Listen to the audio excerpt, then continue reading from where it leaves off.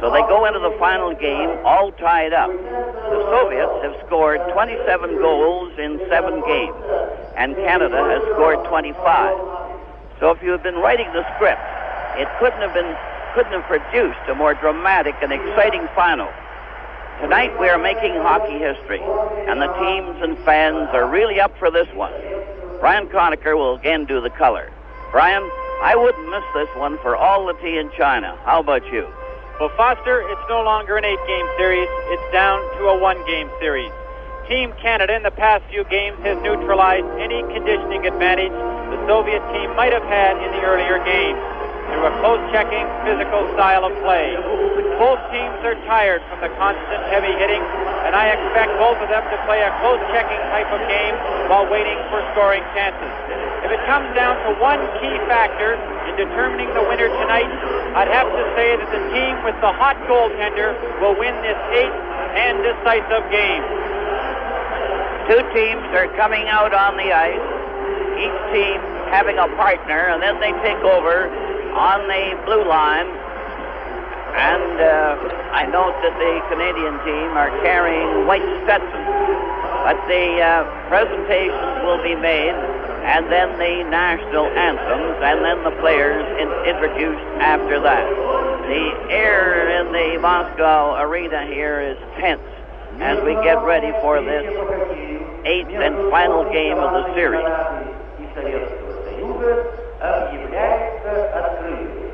The international hockey match between Team Canada and the Soviet Union is declared open.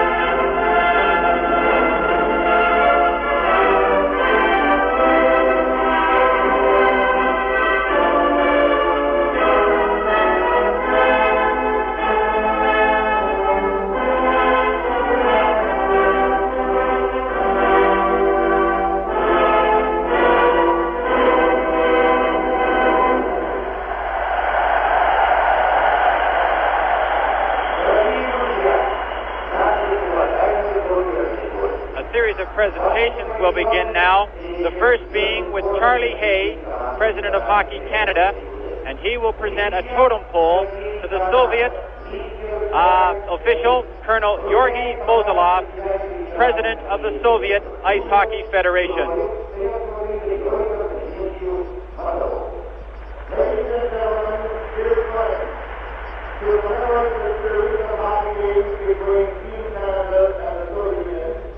Mr. Charles Hay, President of Hockey Canada, is presenting a souvenir to Mr. Georgy Mozilov, Hero of the Soviet Union, President of the Ice Hockey Federation of the USSR.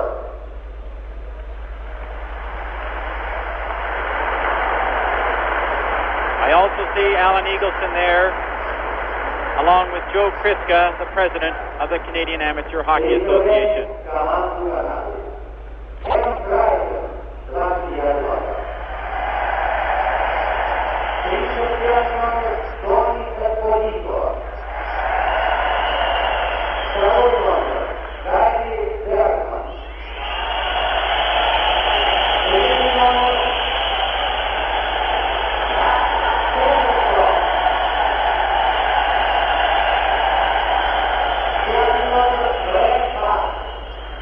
That Howell Foster was for the V for Victory sign that Gary Bergman waved over his head as he was introduced.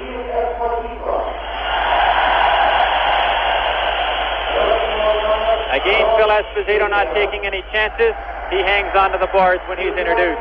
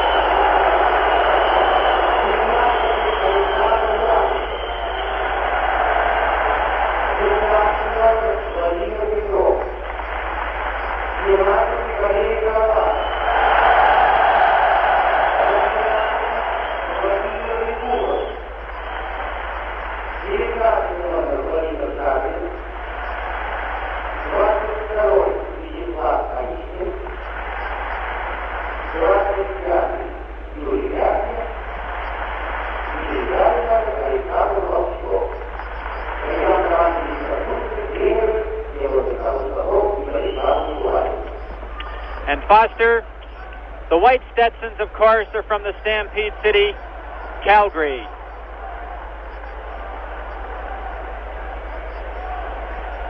This is Game 8 of the Canada-Soviet Series from Moscow.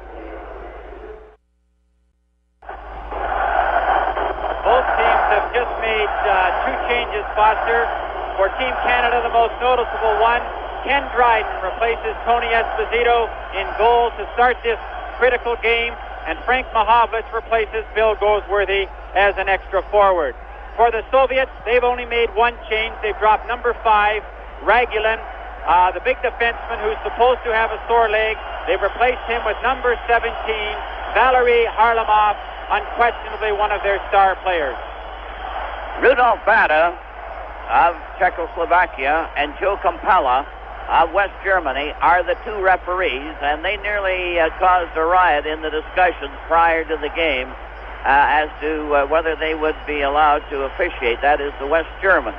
But they finally resolved it around noon today. The start of the game was very much in doubt there up until noon. However, the teams are out on the ice now, ready to start. Phil Esposito was going to start at center ice. It was thought that Pat Stapleton might be able to play, and Talon was dressed, but apparently Stapleton's ankle stood up, and he's going to start. Tretiak is back in goal for the Soviet. They're playing the entire 8-game series with him in goal. Phil Esposito at center, Cournoyer on the right.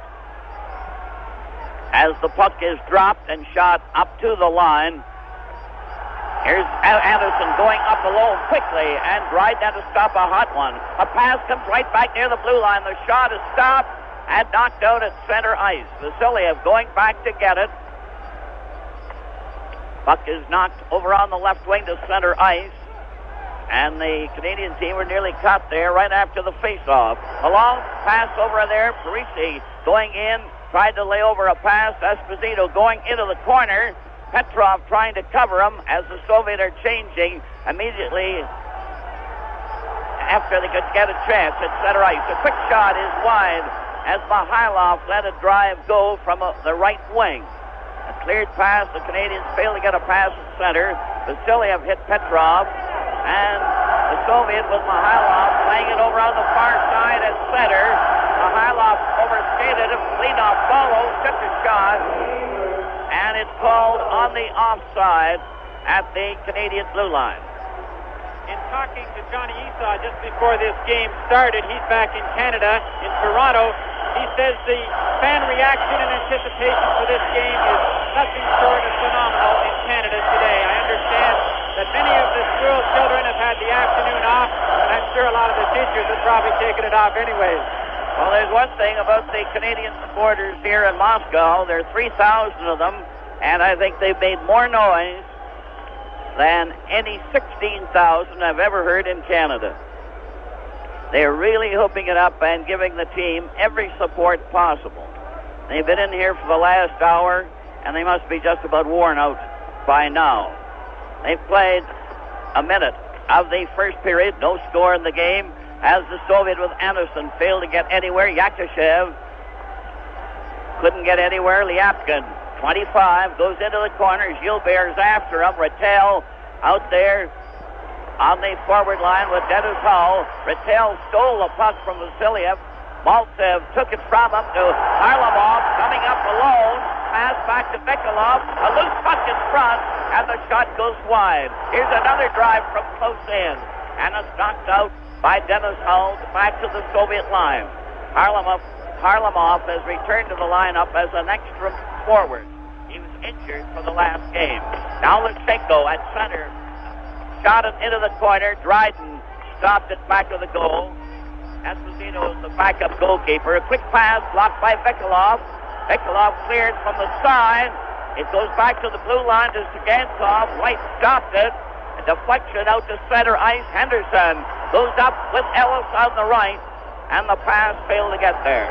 Maltsev with Mikulov turning. It slides near the Soviet goal, and Maltsev now has it at his own blue line, number 10 at center, and the Soviet fans, there's a dive. There was a real dive there. There wasn't a call, but there'll be a penalty, and that's the first penalty of the game. With the score, Canada nothing, and the Soviets nothing. This is game 8 from Moscow. Bill White off for tripping at 2:25. The Soviets have the odd man. When the Soviet player, Consuena, is still there, even though Bill White hardly touched him. Penalties could be a key factor in this game, and it's such a close checking game, and where a break is going to make the difference, penalties could cost you dearly. From the face-off, Soviet got the draw, but forced back to center. Vasiliev over to Lyapkin, 25, at center ice ahead to Yakushev, their leading scorer with 5 goals in the series. Henderson is the leading scorer of the entire series with 6 goals. Phil Esposito is tied with Yakushev with 5 apiece. Yakushev now cutting in front of his own goal, and Peter Mahovlich breaks himself on him, and there's going to be a penalty there. Peter Mahovlich checks and is given a hooking penalty, and Canada will play 2 men short. With the score, Canada nothing, and the Soviets nothing. This is game 8 from Moscow. Now Canada's 2 men short with Peter Mahovlich off for holding. Yakushev tried to come in, back to Shadron, up to the blue line. Lyapkin played it over on the far side. They still pass it to Lyapkin. Here's the shot, and it bounded off Shadron, the Soviet player, and went into the crowd. With 2 men short here, Foster, it's virtually impossible to cover the whole ice surface in your defensive zone. So what you have to do is set up a triangular pattern and keep the puck out of the prime scoring area. 105 and 1 penalty and 137 in the other for Canada. As Canada's playing 2 men short, Lyapkin over on the far side of the shot is stopped and drives. They play it in and score! Yakushev left in the rebound to give the Soviets a 1-0 lead. You'll see Yakushev. The first shot doesn't go in, and Yakushev parks himself right on the goal mouth, picks up the rebound, and bangs it home. The leading scorer in the series now with 10 points. That gives Yakushev his 6th goal of the series. Yakushev, a good play by the Soviet here. They set up good puck control. They have Canada at their mercy. Now Yakushev goes in, parks himself and hits the post, and he banks in the rebound.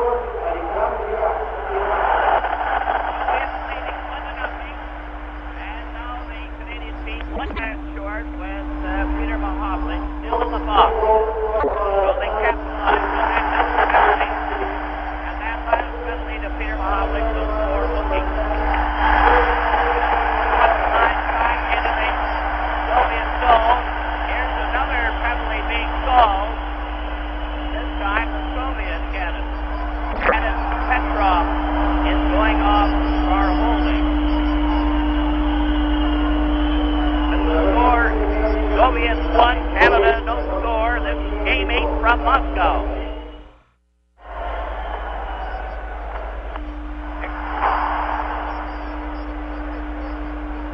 They're 5 aside.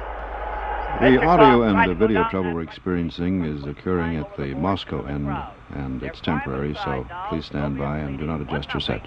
On the goal by Yakushev, who scored with Canada 2 men short. A change of players. It'll be critical, Foster, in this game that Team Canada, that all the players keep cool heads out there, because penalties are going to play a decisive factor in this game, and so Team Canada has to stay on the ice. Phil Esposito out there with Parisi as the puck goes back to Mikolov. Maltsev takes his pass. He's knocked over by, it'll be a penalty there to Canada. And just 1 penalty after another in this game. Parisi knocked the Soviet player over, seemed to get the elbow into it, and as a result will get an elbowing penalty, and Canada will play 2 men short, the Soviet 1. Parisi is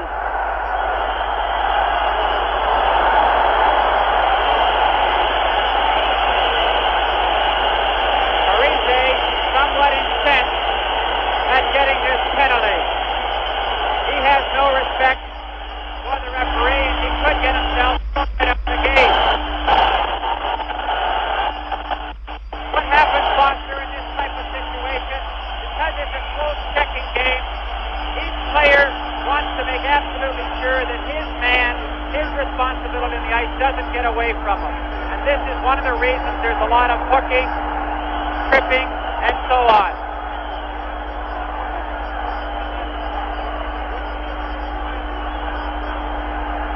Parise is totally incensed at this call, and he is tempted to swing his stick at the referee on a couple of occasions, and I think he's going to talk himself right out of this game.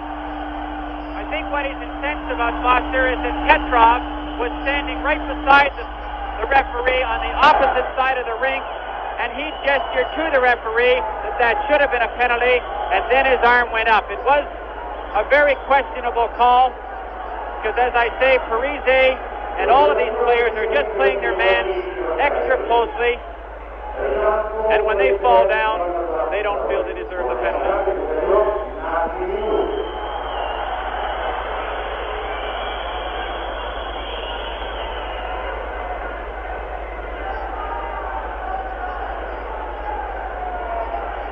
Still waiting to, while Phil Esposito speaks to the two referees, I'm afraid this kind of officiating is going to cause more than one incident before this game is over. But Parise seemed to lose his head completely there when he threatened the referee with his stick. But he didn't swing it, but he certainly indicated he might. Well, as you pointed out before the game started, there was a great controversy in the last day and a half in Moscow as to who would referee this game.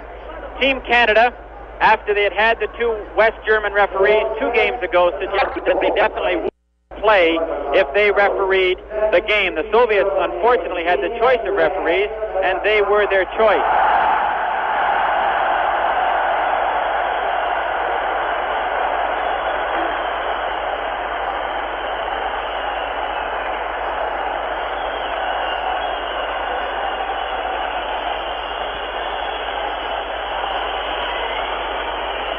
The ruling is that Parise is out of the game, and that will likely mean a 10-minute penalty before he is allowed to be replaced. But he is out of the game. As far as we can learn in this controversial situation here, Harrison threw a bench or something on the out on the ice, and somebody else threw a chair, and in the meantime, the player just escaped all around. Not a 10-minute misconduct, as well as the original penalty. Interference was the first call, then a 10-minute misconduct, and then he was put out of the game. So it's a very severe penalty to Team Canada, and they'll have 2 men in the penalty box for the second time in the game. And the Soviets scored the first and only goal of the game so far at 3:34. Yakashev, while White and Peter Mahavlich were in the penalty box. Foster, I can sympathize with all the Team Canada members and Harry Sinden, but there's still over 15 minutes left in this game, and cool heads just have to prevail, because there's no question that the game will be finished and those referees will be there the whole time.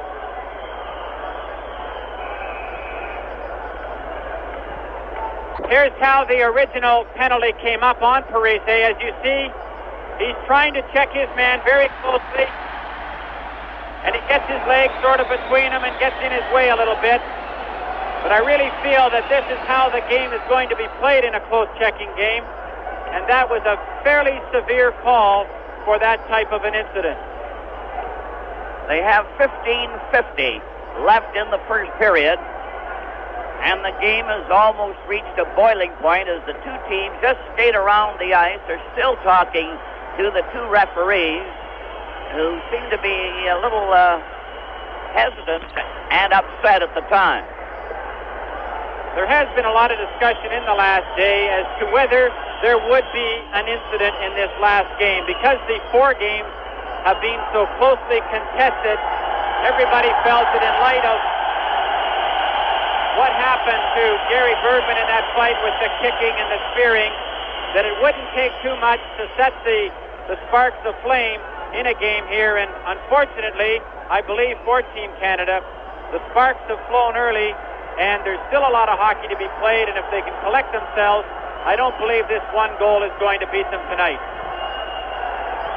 A great controversy going down there on the bench.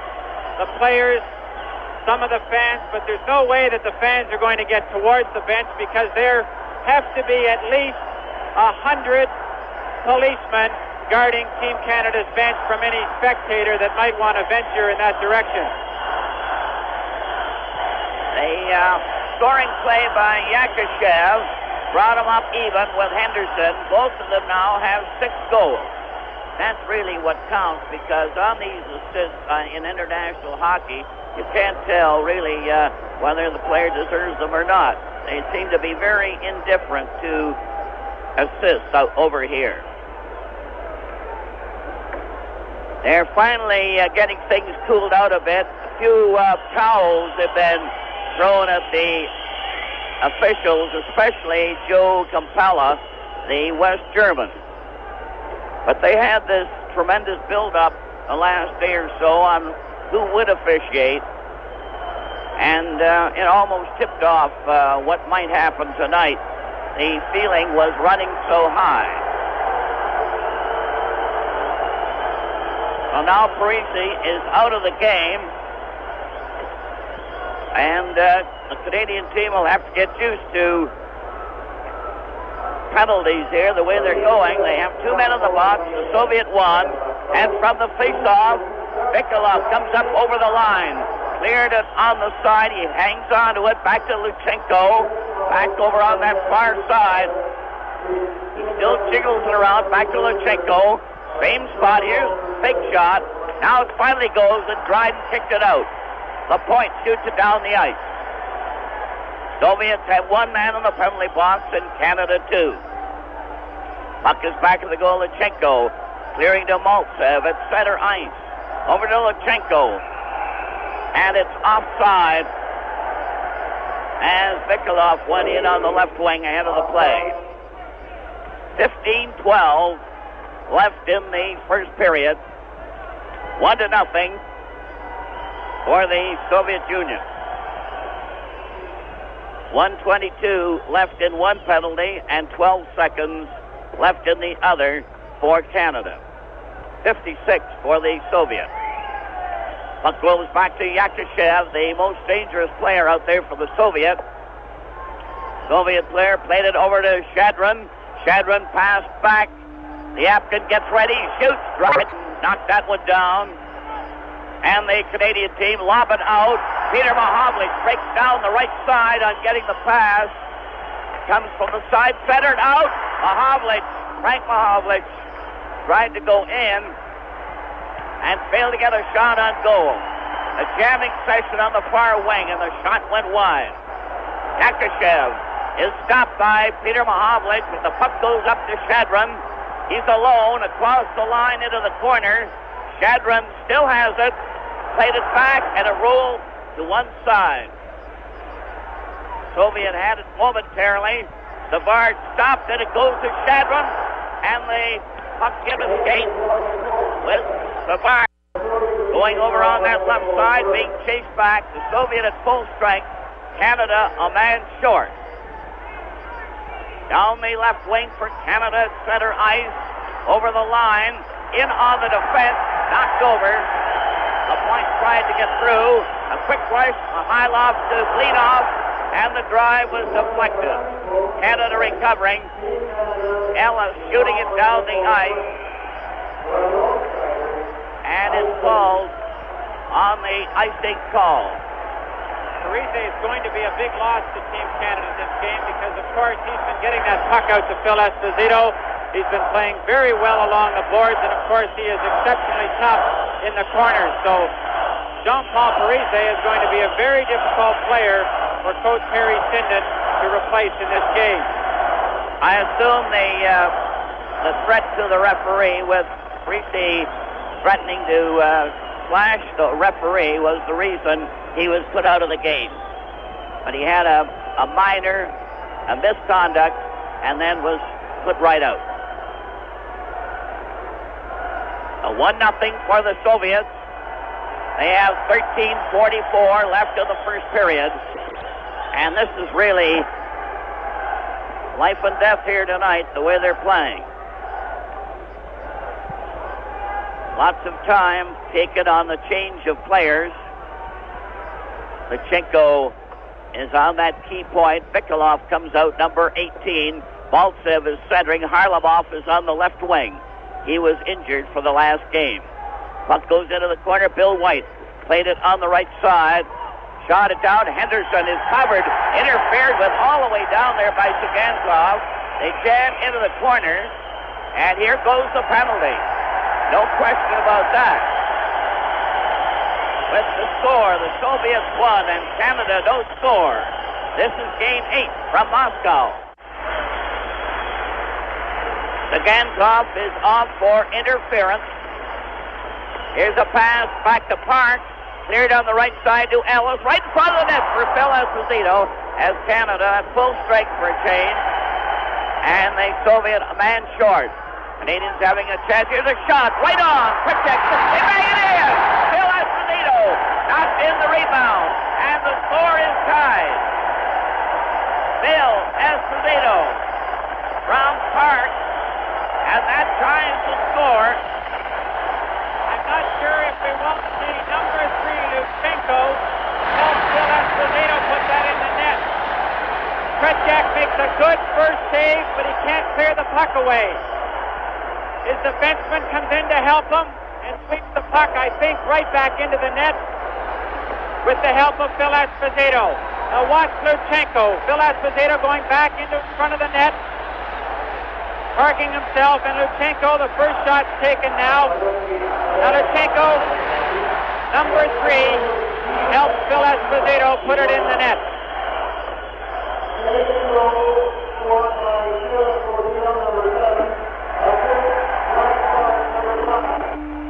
Phil Esposito from Park at 6:45 of the first period to tie the score. Sagankov was off at 6:28, so Canada hit very quickly on that play. Phil Esposito was parked right in front of the net there to take advantage. And it's a 1-all tie.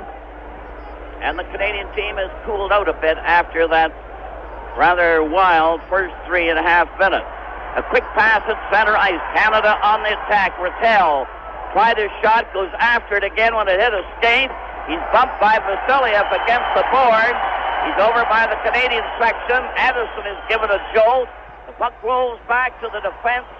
Vasiliev shot it out on the right wing, and Phil Esposito drove one wide. Rattel missed it. Now Stapleton took a shot. Another drive is wide there. Yakushev breaking it on the left wing was squeezed out. A 1-1 tie. Liapkin, 25 with Maltsev. Maltsev at center. Over the line.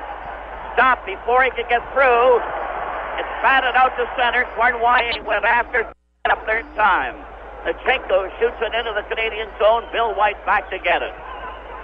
Bill White allows Phil Esposito to pass it back to him. A rink-wide pass to the far wing. Phil Esposito going in on that left side. He shoots. Tretiak had a bounce in front of the net. And he went down on his knees as it fell to the ice. And that was a close call. Ivan Cornwall picks this rebound off Tretiak's glove right out of the air and almost gets Canada their second goal.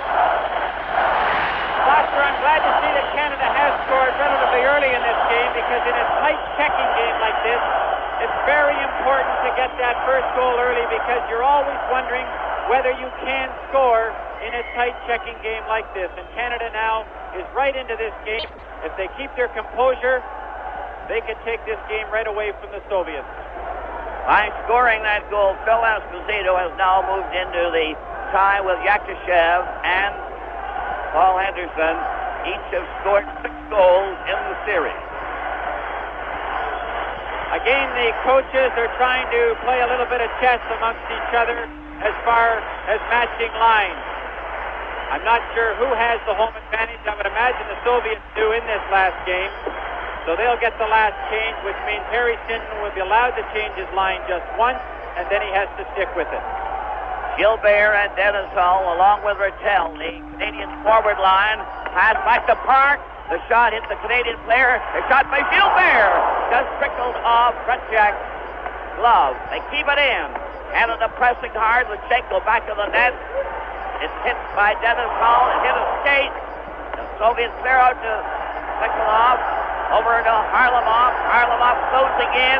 Passes to Luchenko in front of the net. And he couldn't control the puck to get a shot away. Luchenko fired one that hit a leg. Take it back to the goal. Park failed to get it loose. It comes to the wing. Dennis Hull lobbed it down the ice. It's sliding slowly. It won't go. And Luchenko had to go back and take it. Henderson out there with Clark and Ellis. Park broke up the rush. A pass over to Ellis on the right wing. He lost it. Yakushev coming in and drilled one about 3 feet wide. Goes all the way back into the Soviet zone. A 1-all tie at the 10:52 mark. Slider with Bergman clearing it right onto Yakushev's stick.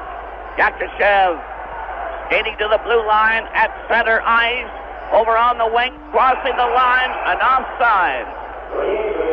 And it's called at the Canadian blue line. A 1-all tie, 10:43 remaining. Yakushev, number 15, really one of the big stars of the Soviet club. Lapointe and Savard are moving out on the Canadian defense.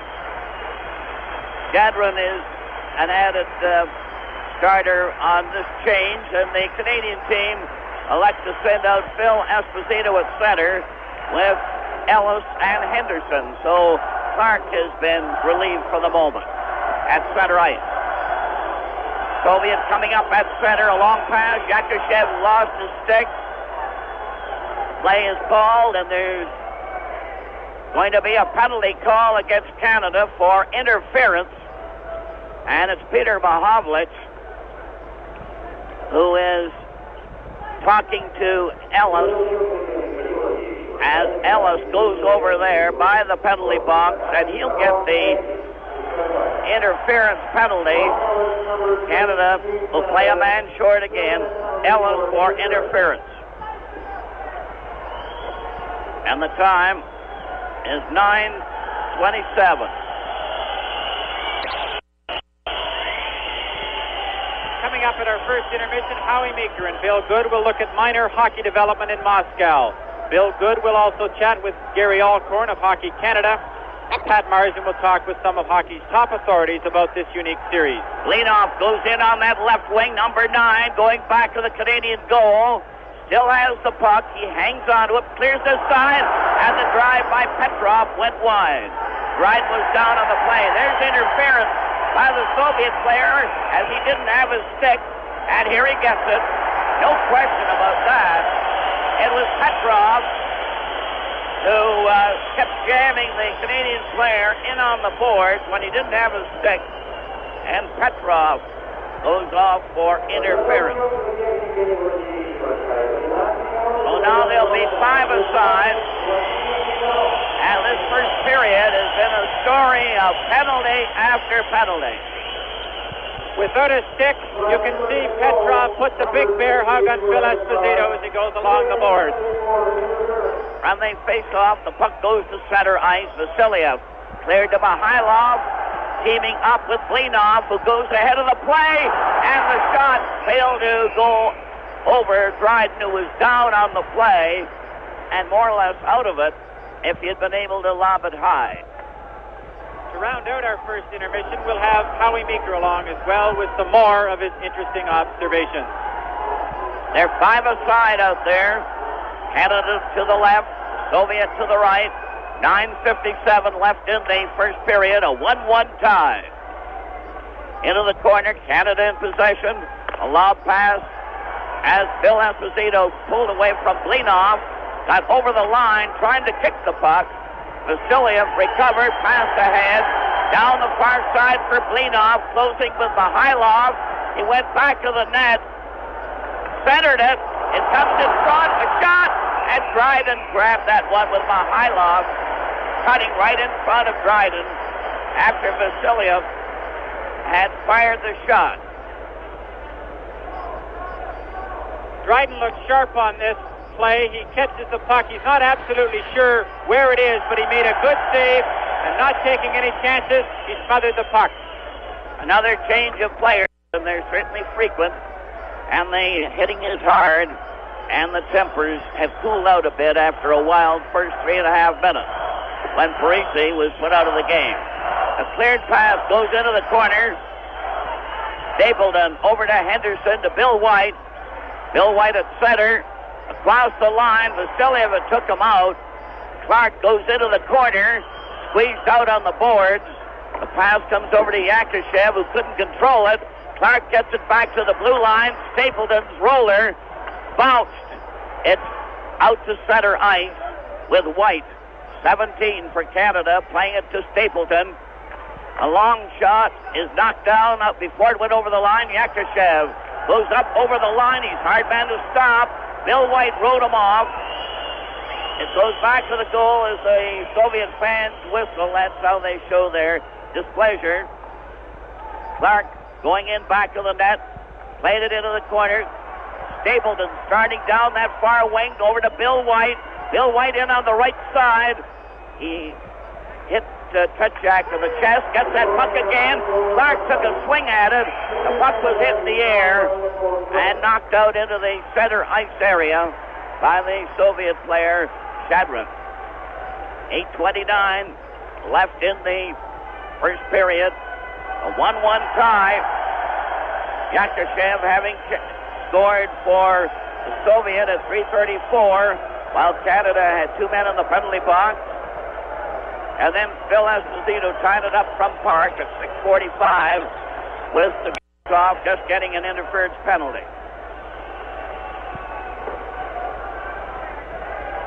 The face-off will be in front of the Soviet defense. Phil Esposito with Shadrin. Comes back, a shot went wide. It's off the boards. Park coming in from the side, passed it to the corner. Cornwallis centered it out. Here's a shot. It hit a body. Frank Mahovlich couldn't get hold of it. And the Canadians drive it down the ice, and the Soviets are back at full strength. A quick pass is intercepted. Maltsev going in on the left wing. The puck went high in the air, goes back to the net. Bishikov centered it. Here's a shot. And Dryden seemed to get his hand on that one. Very close. A long pass goes over the line. Canada intercepts. Frank Mahovlich at center, going in on the left wing. Couldn't control the puck. Lutsenko took him in. Here's Park shooting, and it's wide of the net. Another pass right in front. A scramble, and they roll it off to the wing as Bergman taps it to the side, and bodies are going in all directions. Quick pass on the right side. The Soviet on a two-man break.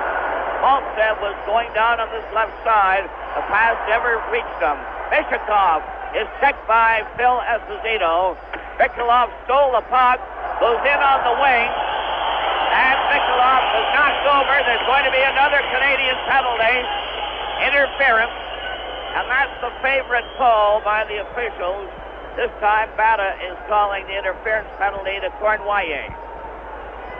Cornwallis of Canada gets an interference penalty. 12:51 the time.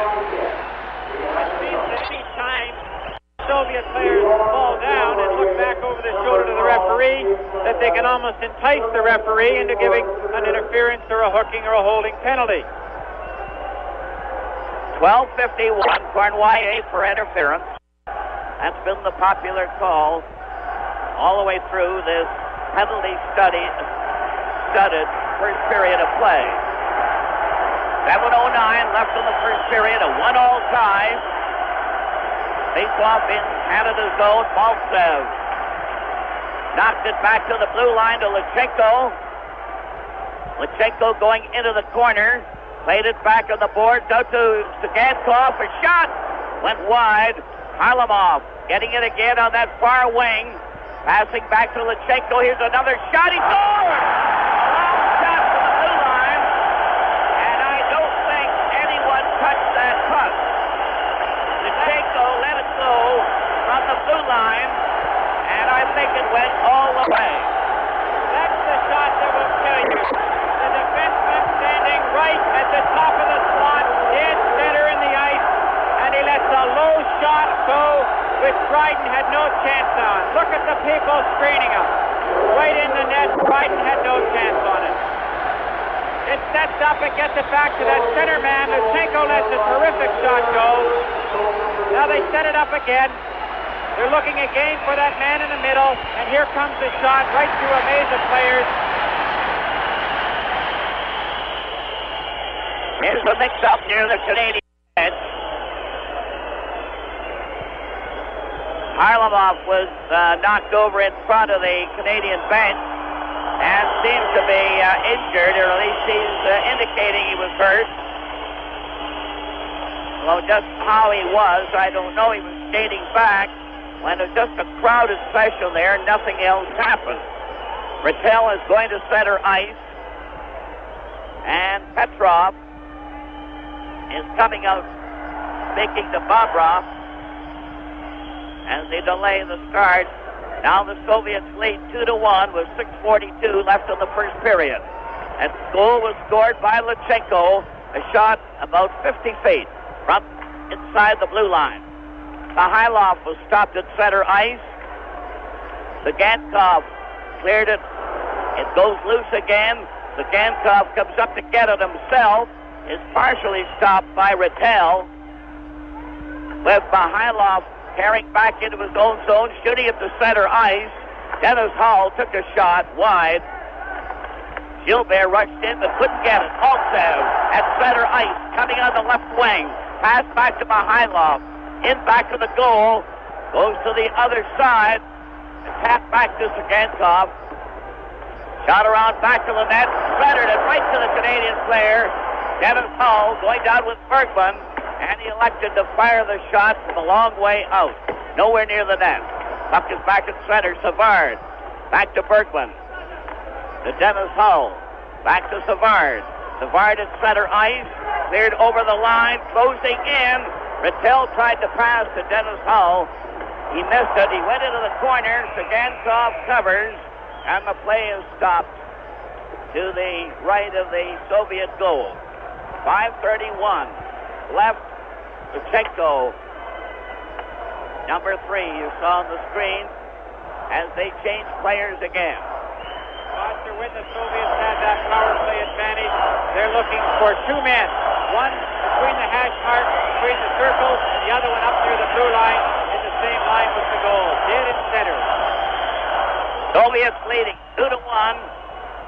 5:29 left in the period. Here's a shot from way out. Petchak grabbed that one, was down on his knees. Ellis was close in there with Clark. This is Clark, Henderson, and Ellis out there. Lapointe and Savard playing up for Canada. Shadron got the draw. It goes back to Vasiliev. Henderson broke it up. Clark fighting for it with Shadron, who covered him against the boards. And the play is stopped. Yakushev, number 15, is over on the left wing. Mishkov is on the other. Shadron is ready for the face-off. Canada playing every man up. Rattel taking the face-off. Got the draw. Back to Savard. Savard fakes the shot. Turns. Gets in front of the net. He shoots. Oh, that was wide. Now Anderson on that far side. Ahead to Yakushev at center. Down on into the corner. Centered it.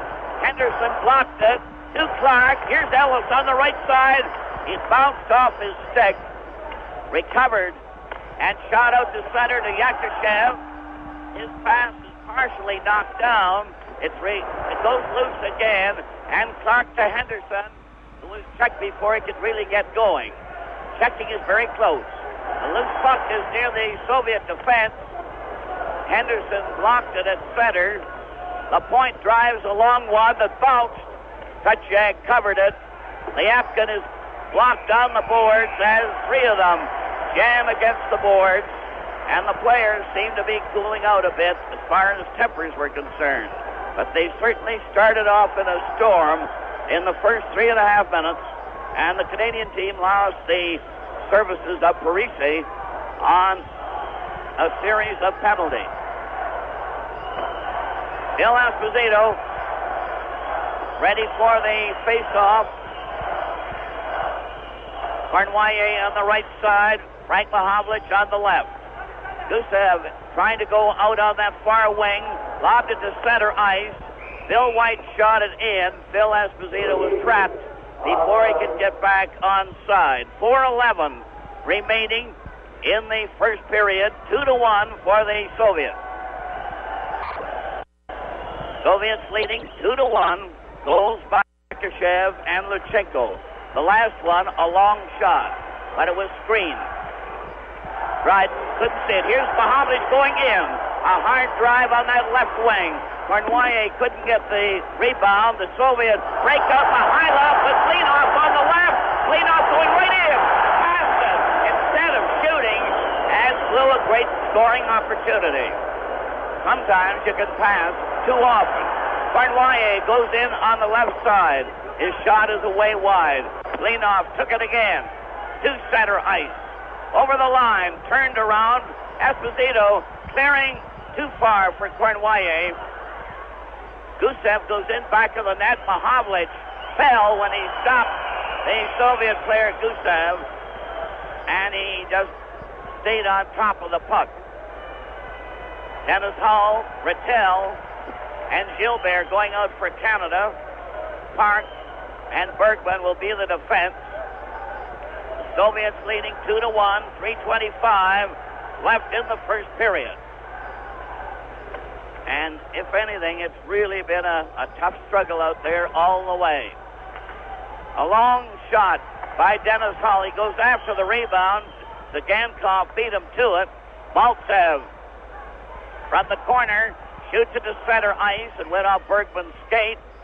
A pass to Gilbert, who couldn't get past center ice. Another try by Park. They're closing in. Rattel to Park. Right in. He scores! Park from Rattel.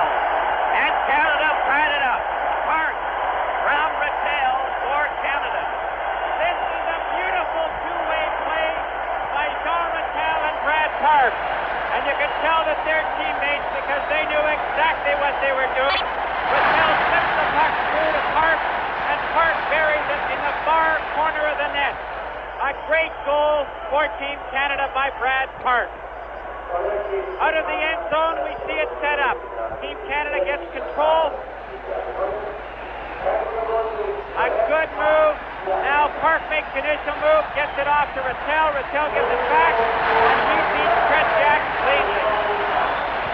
Park and Rattel went in there like a well-oiled machine. And Park caught the top corner to beat Tretiak, and it's all tied up again, 2-all. Canada 2, the Soviets 2. Puck is shot to the Soviet zone. Yakushev at his own blue line, playing it over on that right wing to Anderson. Petrov on the left side didn't follow through. A quick pass, Clark cleared over on the left side at center ice. Lapointe going in over the line, and Ellis was called on the offside. 2:35 remaining. Park is on the bench there. He has kind of a satisfied look there. Bergman is sitting beside him. From the face-off, the puck goes into the Soviet zone. Lyapkin after it, 25, back of the net, out to Shadron on the right side to Anderson at center. Anderson over the line, pass back to Shadron. His roller went right across the goal mouth. No steam behind it. A lob pass comes all the way back to the Soviet zone. Vasiliev tried to make the pass. Petrov down at center ice. Here's a long shot. Dryden knocked that one down with his glove. Fed it to the corner to Clark. Henderson, Clark, and Ellis out there. The pass was blocked at center ice. Lyapkin going in. Faked the move. There's the shot. Dryden covered the short side when Savard was moved out of position. A pass to Ellis, to Clark. Back to Ellis. Here's his shot. And it was dead on there as Vasiliev tried to block him. Mikhailov down the far side. Lost it at the defense by being a little too fancy. We understand Hull was also given an assist on that last score by Canada. Park for Rattel and Hull. A long shot goes into the crowd and a wild scramble to pick up the puck. A 2-all tie with 1:20 left in the first period. It appears so far in this game, Foster, with 1:20 left in the first period, that when Team Canada is playing the Russians even at 6 men aside, Team Canada is a better hockey team. When they get the penalties or they go a man short, then they get themselves in trouble. Ready for the face-off in the Canadian zone. Pat Stapleton played it cautiously, but not out. It's batted in there by Petrov to Blinoff. Blinoff back to the goal. Still has it. Overskated it. Gets it again. Bill White tried to block him. It's back to the net. Dryden covered the short side. Mihailoff tried to scoop it. And Stapleton was giving him a couple of jolts. 1:01 left in the first period. A 2-all tie. Face-off is being brought out. Side the Canadian line. There's the look at one of the officials there, Joe Campala, who's been really under fire. He's from West Germany. He caused one of the big arguments before the game started. The Canadians didn't want either of the West German referees. A quick pass is intercepted at center ice. Blinoff, weaving a bit at center, is stopped on the third try. He's trying it again, number 9, over on that right wing. The lob pass comes right back off the skate, but it was offside again. And the Soviets are passing themselves dizzy and missing some great scoring chances. And there's a good look at the Soviet crowd. And there's the big Canadian flag coming out of that crowd with the Go Canada Go chant. Mission possible. Anything's possible, Foster. Yeah, this is quite a dramatic struggle here. It's got everything. Tension. Of course, the Parisi incident nearly set the place on fire here. But they've cooled out and they're back to playing hockey. Phil Esposito now at center ice. Ellis is on right wing, so the Canadian team are still juggling their lines. And Peter Mahovlich is over on that left wing. Peter Mahovlich tried to slash that puck out. Maltsev tried it. Park lost it. And it's now recovered by Pete Mahovlich, who centered right on to Petrov's stick. And a hard shot. Dryden covered the short side as the Canadian team are a little lax and having difficulty getting that puck clear. They're not making sure getting it out of their own zone. Dryden is sharp tonight, Foster. That was an exceptional save he made. The quick glove was up there, and he robbed Petrov of a good scoring chance. 17 seconds remaining in the first period. There's a trip. Bergman was upset. He upset Maltsev. A roller comes right back out to center ice. Gusev, number 2 for the Soviets. Waiting with 4 seconds left. It goes into the corner.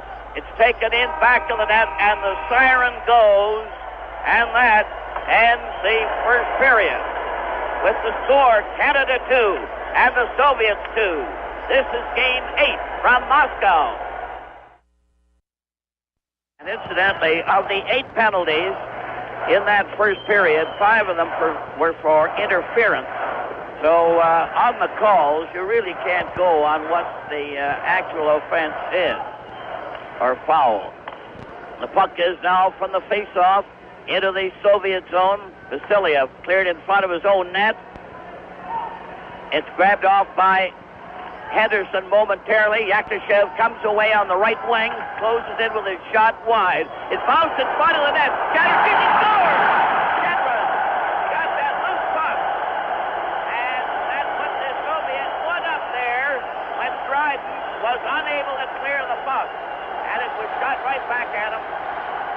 What we see coming off the back screen, Dryden doesn't see the puck come back. It comes back right to the middle, and Shadron drills it home right between a bewildered Dryden's legs. 21 seconds was that scoring play, a fast one by Shadron for the Soviets, and the Soviets lead 3-2. A totally unexpected score. Anderson coming down now for the Soviets, took a shot, it was wide of the net.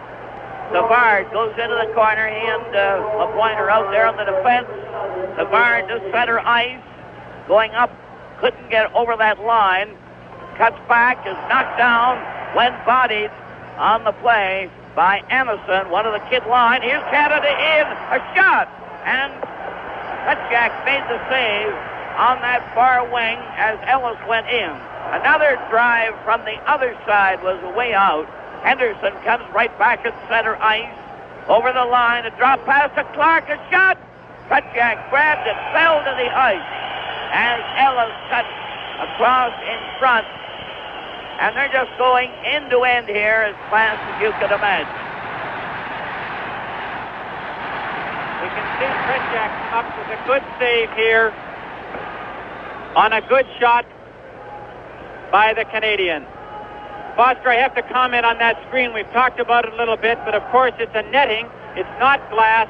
And when the puck goes into it straight on, as it did on that initial shot, it comes back off the screen even faster than it goes towards it. And Dryden really had no chance to get his eye on the puck, and it was in the net before he could move. 18:45 left in the second period. 3-2 for the Soviets on a quick goal in 21 seconds by Shadron. The Soviets clear the puck down the ice, and it's called for icing. And it'll be brought back to the left of Petchak. This is the 8th and final game of this series. The two teams are tied, and anything can happen in this one. A slider goes right down again from the face-off. Going right down, Dryden touches it. Pat Stapleton is back of the net. He was a doubtful starter because of his ankle, but he's taking his part. Talon was dressed in case he wasn't ready. A long shot, and the puck goes off the boards. It's out to center ice. Stapleton recovered, and Rattel shoots it wide of the net. Dennis Hull into the corner, blocks Luchenko. Passed in front of his net over on the right side. Pekolov coming up over the line, couldn't get through. Dennis Hull took it off a skate, but didn't go after it. Dennis Hull stopped Luchenko partially, but he drove it in back of the Canadians' goal. Going into the corner, dumping it back to Stapleton, number 3 for Canada. Pass to White, ahead to Rattel. Down this left wing for Gilbert. Over the line, Gilbert right in on goal, he shoots! Oh, and Petchak made a great save there as Gilbert played it perfectly. Now Mihailov trying to get away. 13. Blinoff on his left. No one on the right wing. Over on the right side. Now Petrov comes in with a shot as he was allowed to coast in there without any checking at all. Puck goes right back to Gusev at the blue line. Ahead on the left wing. 3 Soviets offside on the play. And it's called back for a face-off at the Soviet blue line. The Soviets leading 3-2 with 17:09 left in the second period. In the first few minutes of this period, the play has opened up considerably, and this has probably been the fastest it's been since the game began. Phil Esposito out there now with Frank Mahovlich and Cournoyer. Bergman and Park, the defense. Bergman lobbed it over to Cournoyer. Cournoyer going in, couldn't get his shot away. Blinoff is chased into the corner, cleared out at center ice. A lob pass over on the right wing. Kuskin shot it into the corner. Puck is knocked back there in the corner. Frank Mahovlich passes back to Bergman. Bergman cleared it over to Cournoyer. Cournoyer is covered on the boards. It goes loose. Here's a chance right to Blinoff. And Blinoff elected to pass, and it went off his skate, came right back to center ice. And the Soviets are overpassing in this game. Another pass at center ice. Petrov goes in on the left wing. Blinoff on the right. Came in front of the net, but the pass didn't come that time. Frank Mahovlich down the left wing, showing a burst of speed. Goes in over the line, crossing over on the right wing. And Esposito had a direct shot, and Kustin stopped it. A two-man break for the Soviets. Petrov backhanded one that went harmlessly to the corner. It's on this wing. Blinoff's pass to Petrov with Cournoyer hooking his stick at the time. Park is stopped to one side of the Canadian goal. Coming back on the other side. Shot it ahead to Mahovlich, who fell. Cournoyer lobbed it over the line. Soviet coming back at center, three of them. Shadron was dumped. Yakushev couldn't follow through. Forward to Henderson. Henderson right in the goal. And he fired one wide with Gusev flying into the board. Barnoyer shot wide. And the Canadian team showing some real firing power there with a little erratic shooting. Puck back into the Soviet zone, and it's called for icing. I think Paul Henderson is showing people some strength that no one really realized he had. When he came in on goal there, he fought off two checks and still managed to get the shot away. A good effort by Paul Henderson. 15:03 left in the second period. The Soviets leading Canada 3-2.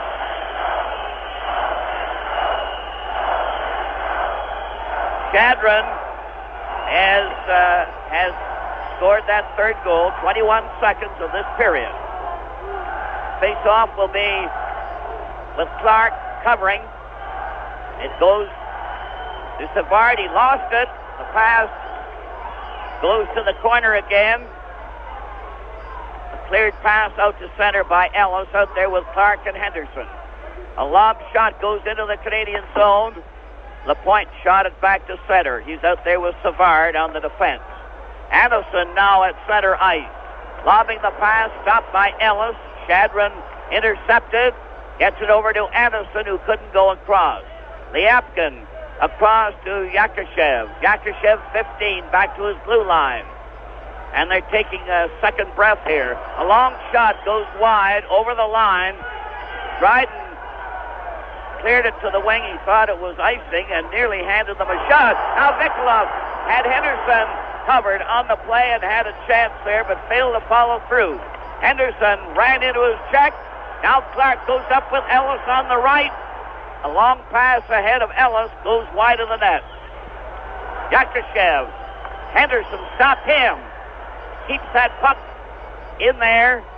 Flipped it over to Clark. Here's back to a shot. Stopped as Lapointe let it go.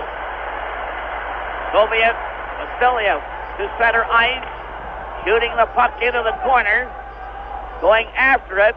Lapointe bumped him. Vikolov was held against the boards by Ellis. As Canada carry back, Peter Mahovlich going up over on the line. Failed to get his shot.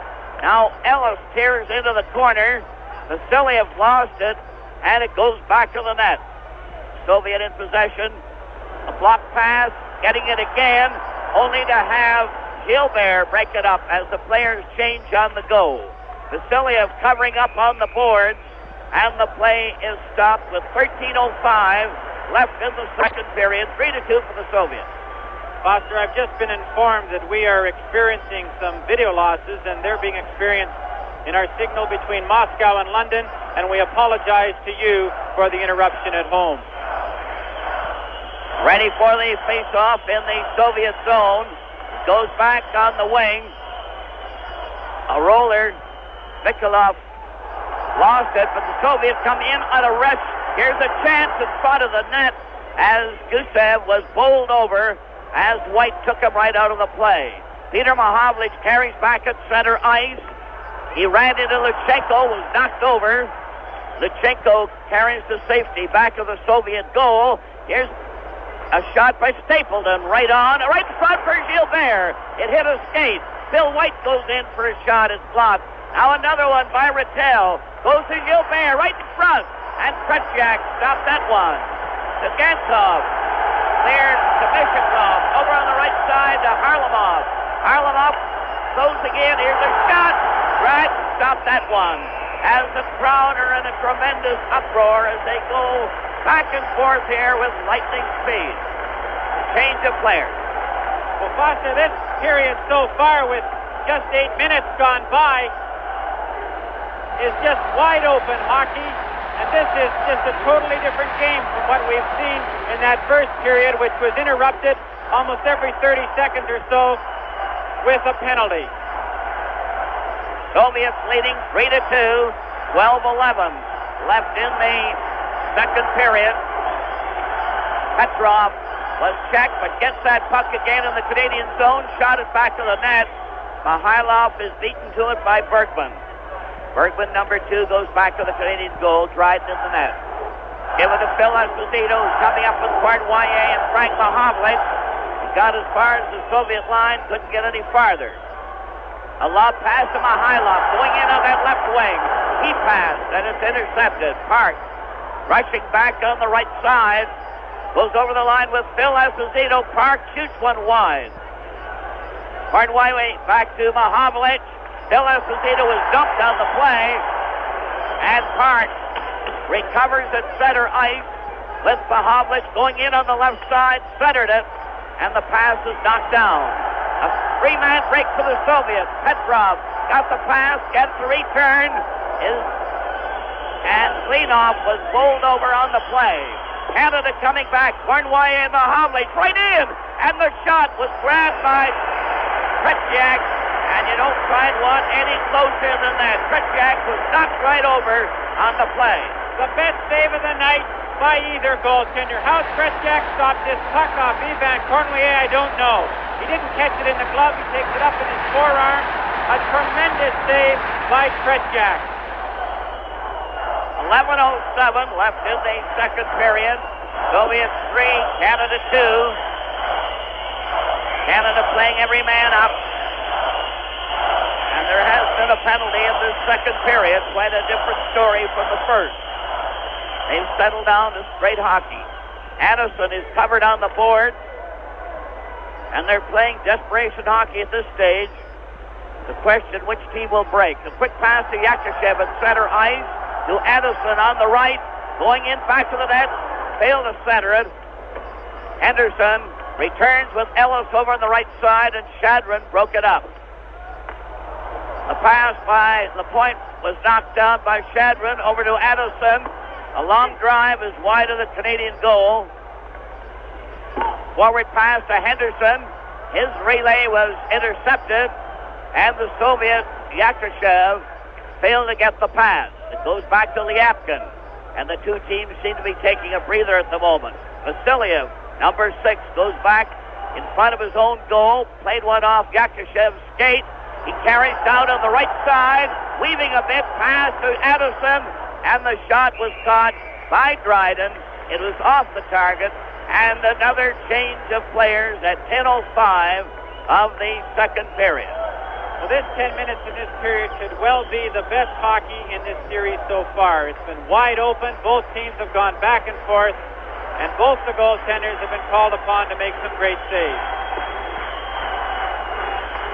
Lining up now with Mishakov over there on the left wing. There's Harry Sinden keeping a close lookout on things, and there's plenty happening. The Canadians break out with Dennis Hull trying to get a long forward pass. Zagankov failed to clear. Mishakov goes back to his own net, number 12 for the Soviet. Moves to the blue line at center. Stopped, and Bill White laid one over to Dennis Hull, who took a long shot, and Tretiak deflected that slap shot right into the crowd. Harlamov, number 17, has taken his turn again out on the ice, but Foster, there's no way he's right. He's favoring one of his legs, and he's not going at 100% tonight. Ready for the face-off in the Soviet zone. Rattel got the draw. Gilbert turns, waits, stands there, still backing up, takes his shot, is right in front of the door. Bill White deflected it into the net. Bill White from, and the score is all tied up. White from Gilbert to tie the score for Canada. You won't see a more beautiful scoring play in hockey than this play by Bill White, set up perfectly by Rod Gilbert. Gilbert gives him the absolute perfect tip-in, and Bill White, mind you, is a defenseman, walks right in when he sees the opportunity and tips it into the net. An absolutely beautiful scoring play by Canada. White was standing right on the edge of the goal crease when Gilbert had jockeyed that puck into a position, passed in front of the net, and White tipped it in to give Canada a 3-3 tie. At 10:32, of the second period. The puck is in play again. Canada on the move. Gilbert coming in again. Here's a chance. A shot by Rattel went wide. Gilbert fired one across the goal mouth. And Canada has the Soviet on the run in right in front of the net. A scramble. And Tretiak is down, hanging on for dear life as they were pouring in on him. Canada's putting on tremendous pressure here, having just scored. And Rod Gilbert, if he just had been able to control the puck a little better, would have had another goal. Ready for the face-off in the Soviet zone, and that's where it remains. Now they finally get it out on that left wing at center. They shoot it in this time. It's into the corner for Gilbert, number 8 for Canada. A flip pass. Rattel cuts back to Gilbert, over to Peter Mahovlich. Peter Mahovlich crosses the Soviet line, fired one, and missed the net. Then Pat Stapleton went in and was unable to get the roller. Gusev back to the Soviet goal. Frank Mahovlich steps on the ice. And Cournoyer coming in on the wing, passes back to Rattel. Rattel is checked. A two-man break for the Soviet. One man back. Here they're closing in. Mikhailov shoots. And Dryden came up with a dazzling save on Mikhailov, who was in there alone, and Dryden fell and covered up. Spectacular save by Dryden here. Dryden has to keep his eye on both players coming down on him. The pass is slipped off to Mikhailov. He lets a blistering shot go, and Dryden lunges across the net and takes it up in the upper body. A spectacular save by Ken Dryden. 8:21 left in the second period. Canada and the Soviets are tied 3-3. 8:21 left in the second period, and you hear that Canadian crowd really whooping it up. Canada carrying the play at this stage. Here's a roll right in front of the net. They score! Yakushev was right in front of the net. And there's that deadly shot again from close in to give the Soviet a 4-3 lead. Yakushev has to be the Soviets' most dangerous player. He's parked right at the top of the goal crease. He's got Dryden at his mercy. He gives him a little fake and then flips it right along the ice. A beautiful goal by Yakushev. Yakushev got that one from Shadron. He was right in front of the net after the face-off. And that goal was 11:43. Yakushev from Shadron. And now the Soviets take that lead again. Anderson's roller is covered by Dryden. And the Canadian team, up until then, had a clear-cut margin in the last 5 minutes of play. And then that one break on a face-off right around the Canadian goal. Foster, in that first game in Canada, Harlamov was so impressive, but I have to believe now that Alexander Yakushev has to be the best hockey player on this Soviet team. He's a big, rangy left winger. He can skate, he can shoot, and he can handle that puck beautifully. And of course, he's the top scorer in this series. The face-off will be to the left of Dryden, Shadron, Anderson, and Yakushev the line. The puck goes over to Ellis. 3 times the Canadian team have tied this score. Now the Soviets have taken the lead again, 4-3. They're really in there fighting, and they're just about even on the play. The puck goes into the corner. The Soviets trying to center back. Vasiliev shot one that hit Savard on the back. Ellis into the corner, shoots it back to Savard. It's over onto the right wing. Canada on the attack at center ice, led by Clark. Over on the right wing, a shot by Ellis was knocked down. Soviet try a 2-man break, and Henderson broke it up. Savard going back to get it. Soviet changing on the go. Here's a long pass over to Ellis. It slides to Petrov, and Petrov shot one at his own man, and Tretiak nearly had a heart attack there as he had to stop that one from his own player. 6:59 left in the second period. Of 3 for the Soviets. Soviets 4, Canada 3. And it's just that kind of a game. 7 goals scored in about a period and a third. It's interesting to observe in this whole series there's only been one score that has been relatively low. The rest of the scores have all gone up, and of course, the explanation for that is that we have the top goal scorers from the National Hockey League representing Team Canada, and of course we know that almost any player on the Soviet team can score goals, and all of these games have seen a lot of goals go behind each goaltender. There's no question, though, the best man on the ice so far in this game is Ben Yakushev. From the face-off, the puck rolls off to the side, a lob pass to Mihailov, ahead at center ice. Petrov fired one, Dryden stopped it, but that rebound keeps coming out in front.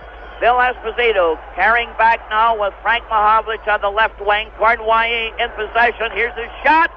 Tretiak had it bounce off the screen, grabbed it, and it's very confusing to the goalkeeper as that puck hits that netting, and it just bounces back about 20 feet and generally ends up in front of the net.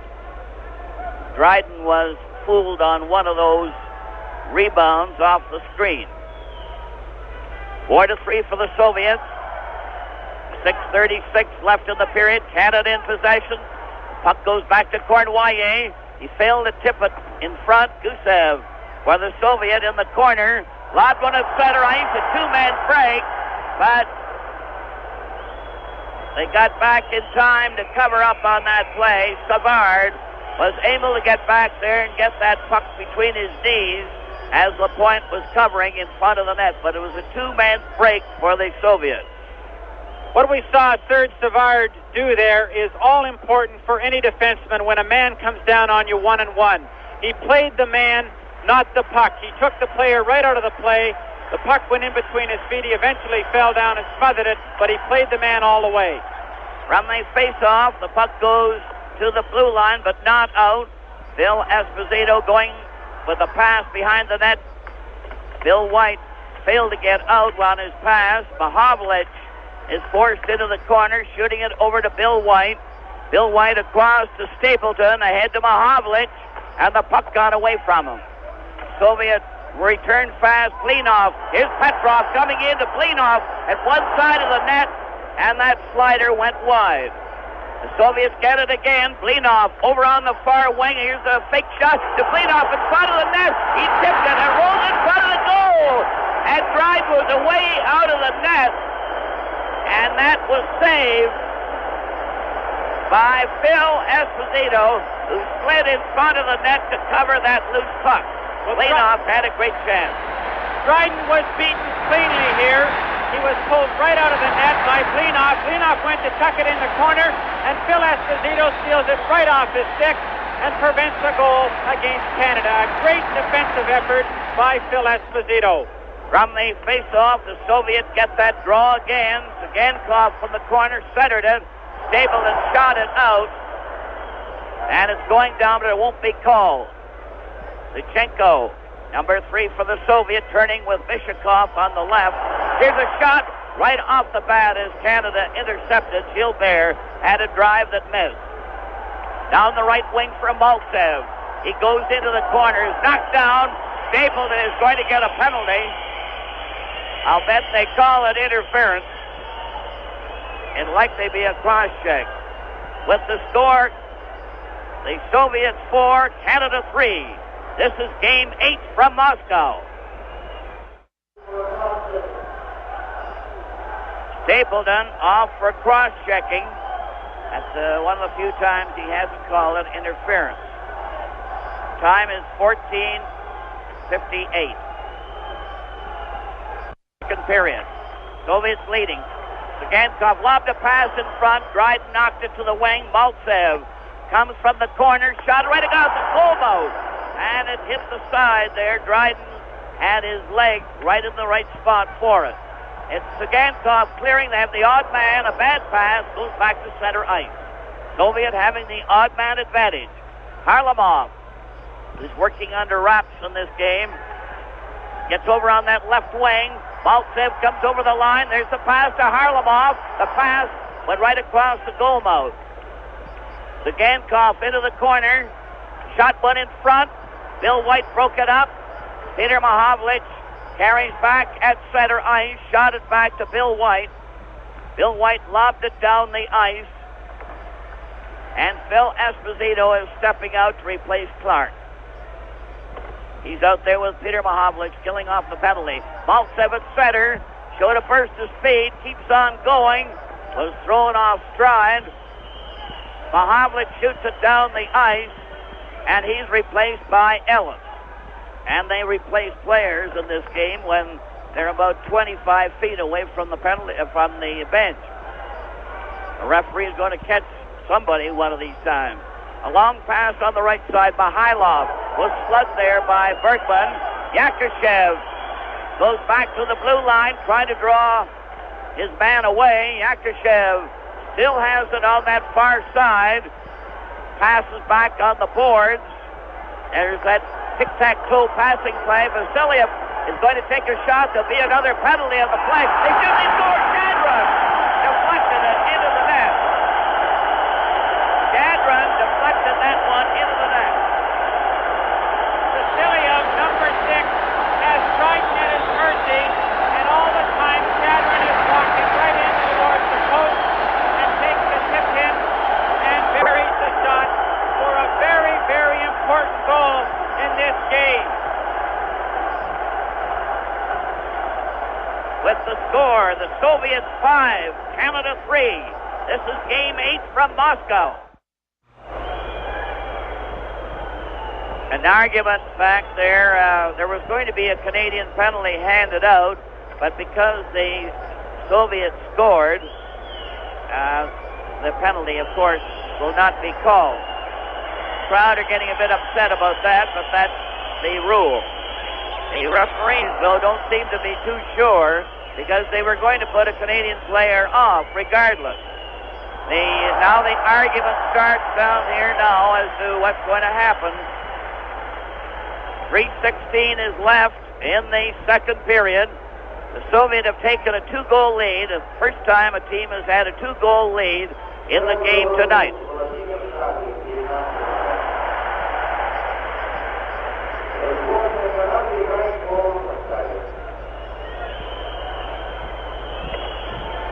On the Canadian scoring play at 10:32 of the second period, scored by White, Gilbert and Rattel were given assists.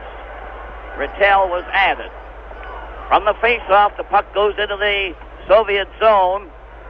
Soviets leading 5-3 with 3 minutes and 3 seconds remaining, with Frank Mahovlich shooting it wide of the net. Gusev shot one ahead. Blinoff deflected it into the crowd, and the face-off is going to be to the left of Fritjak. Coming up at our second period intermission, I'll comment on a feature called The Moscow That Was. Pat will get some comments from Punch Imlach as well as Bobby Orr, and Howie Meeker will review the highlights. From the face-off, it's kept in there. Lapointe had a shot that was blocked to the defense. Another two-man break. Mihailov coming in.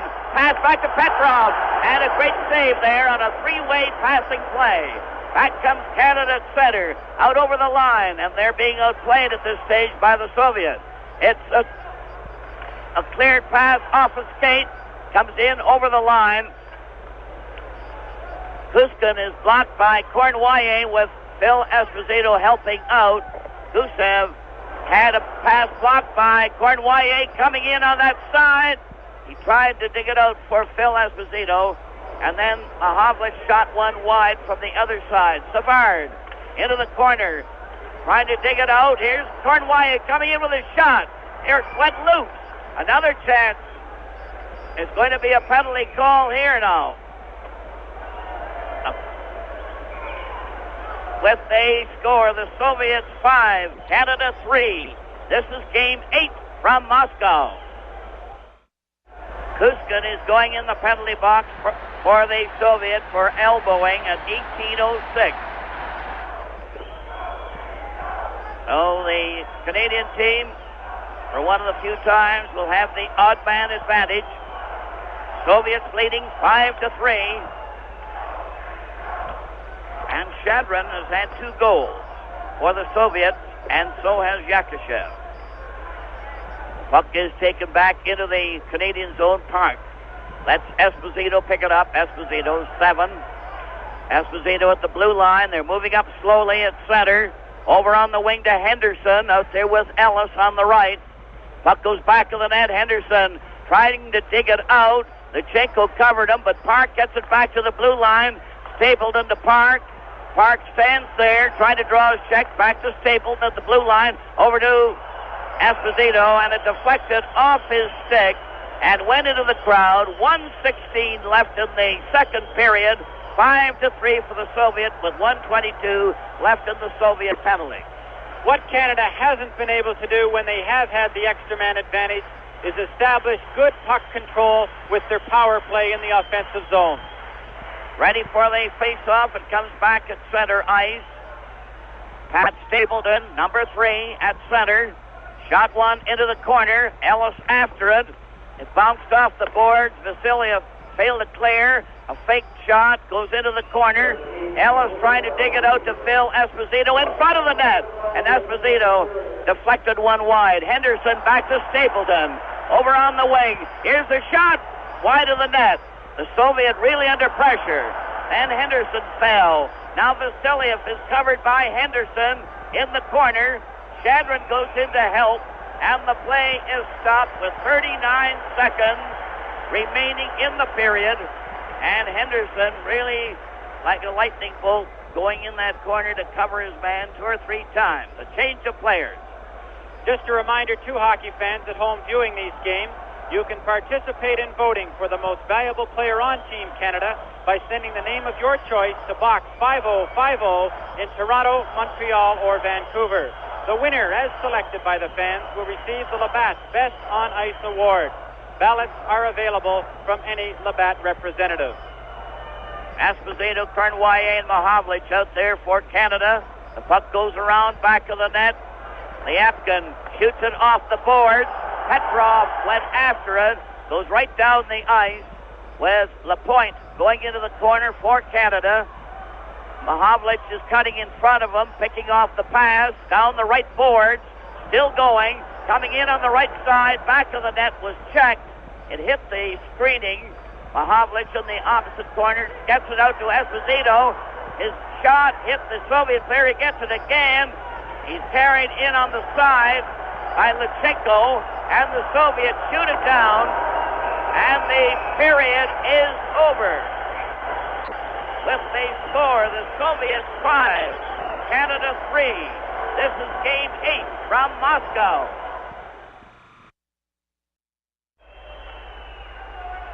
Two teams back on the ice for the start of the third and last period, and of course the score, the Soviets 5, Canada 3.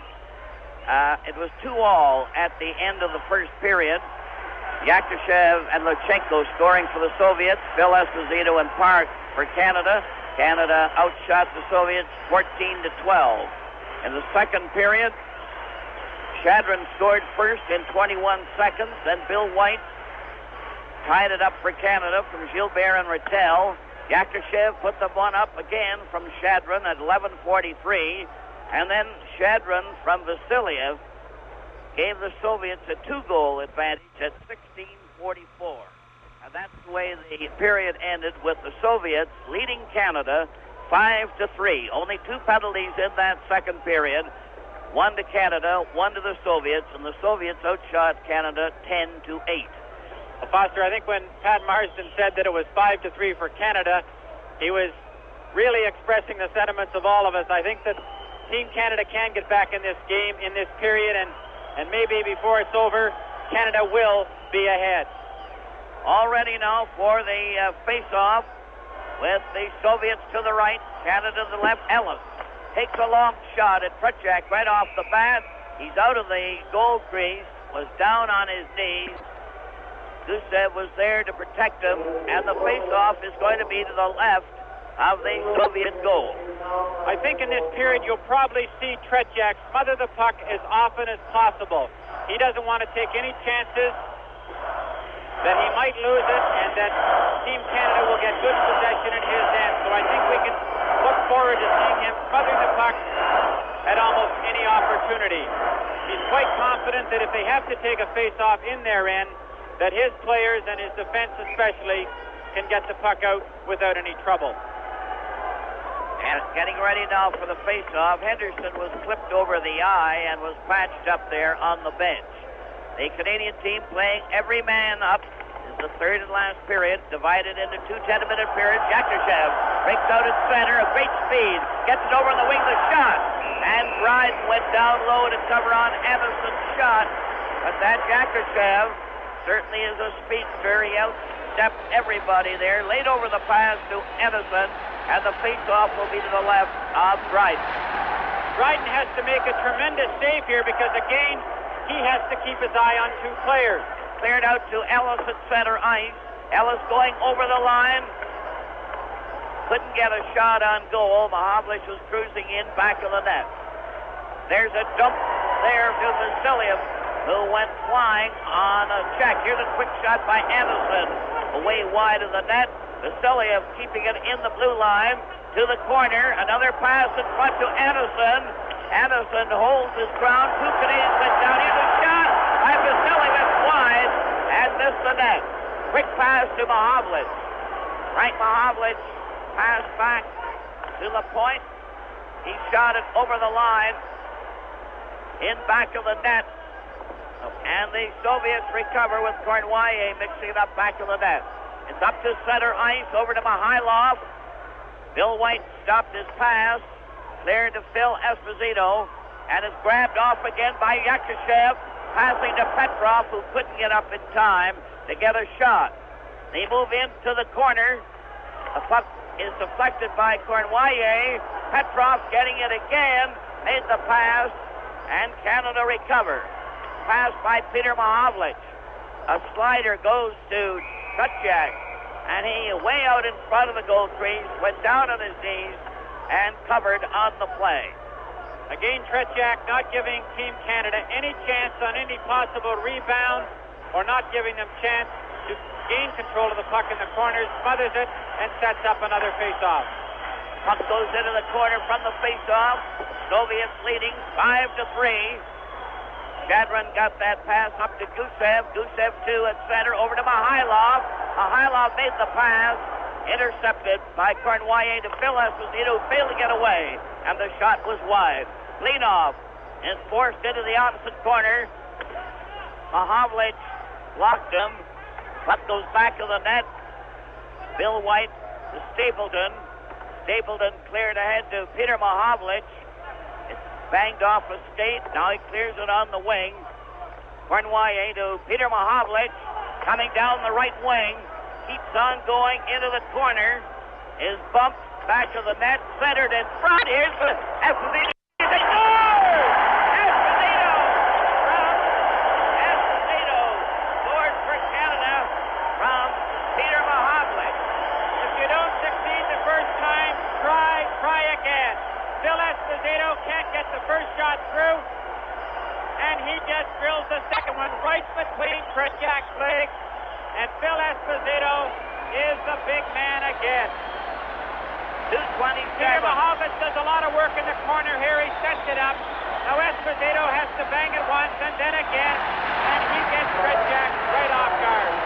From the face-off, the puck is cleared into the Soviet zone. Soviets leading 5-4, and Canada trying to make a real comeback here. Phil Esposito from Peter Mahavlich. 2:27 was the time. Now the Soviets get a two-man break, and Maltsev overskated the puck. Maltsev 10 at center ice. Over onto the far wing. Ishikov's drive is high and wide. Gilbert into the corner. A quick pass to the blue line. Dennis Hull. A pass to Gilbert on the right. He faked a shot. Goes into the corner, centered one. It goes off Maltsev's stick over onto the far side. Stapleton broke up the play. Zagankov back in his own zone. Shot it on the boards. Nikolov going up on the left wing. A shot. Dryden kicked it out. A rebound. And it's Rattel knocking it to the side. Soviet recover again. Passing back to the blue line. Zagankov shot. Dryden stopped it. And then covered up on the loose puck on the side of the net. 16-19 left in the third. Here's a fight in front of the Canadian goal. Gilbert struggling with the Soviet player, Mishakov. Now then, Gilbert swings at him. Mishakov goes back at him, and the two of them go down again. This is the first fight in the game, and you can feel the tension almost everywhere as the players loop around. And the Soviet fans are usually whistling, you hear that. But the referee's in the middle of the pack, and no player really did anything on it. Well, we know one thing for sure, Foster, that Rod Gilbert definitely got a good punch in, because Mishakov has a bloody nose there, and there's no question that Gilbert dinged him a good one. With the score, the Soviets 5, Canada 4. This is game 8 from Moscow. 12 номер советская сборная. Gilbert and Mishakov off together. Mishakov is in the penalty box now. Gilbert, number 8, is going into the bench. He's saying something both to the referee and to Mishakov, but they're talking back to one another, but they really need an interpreter.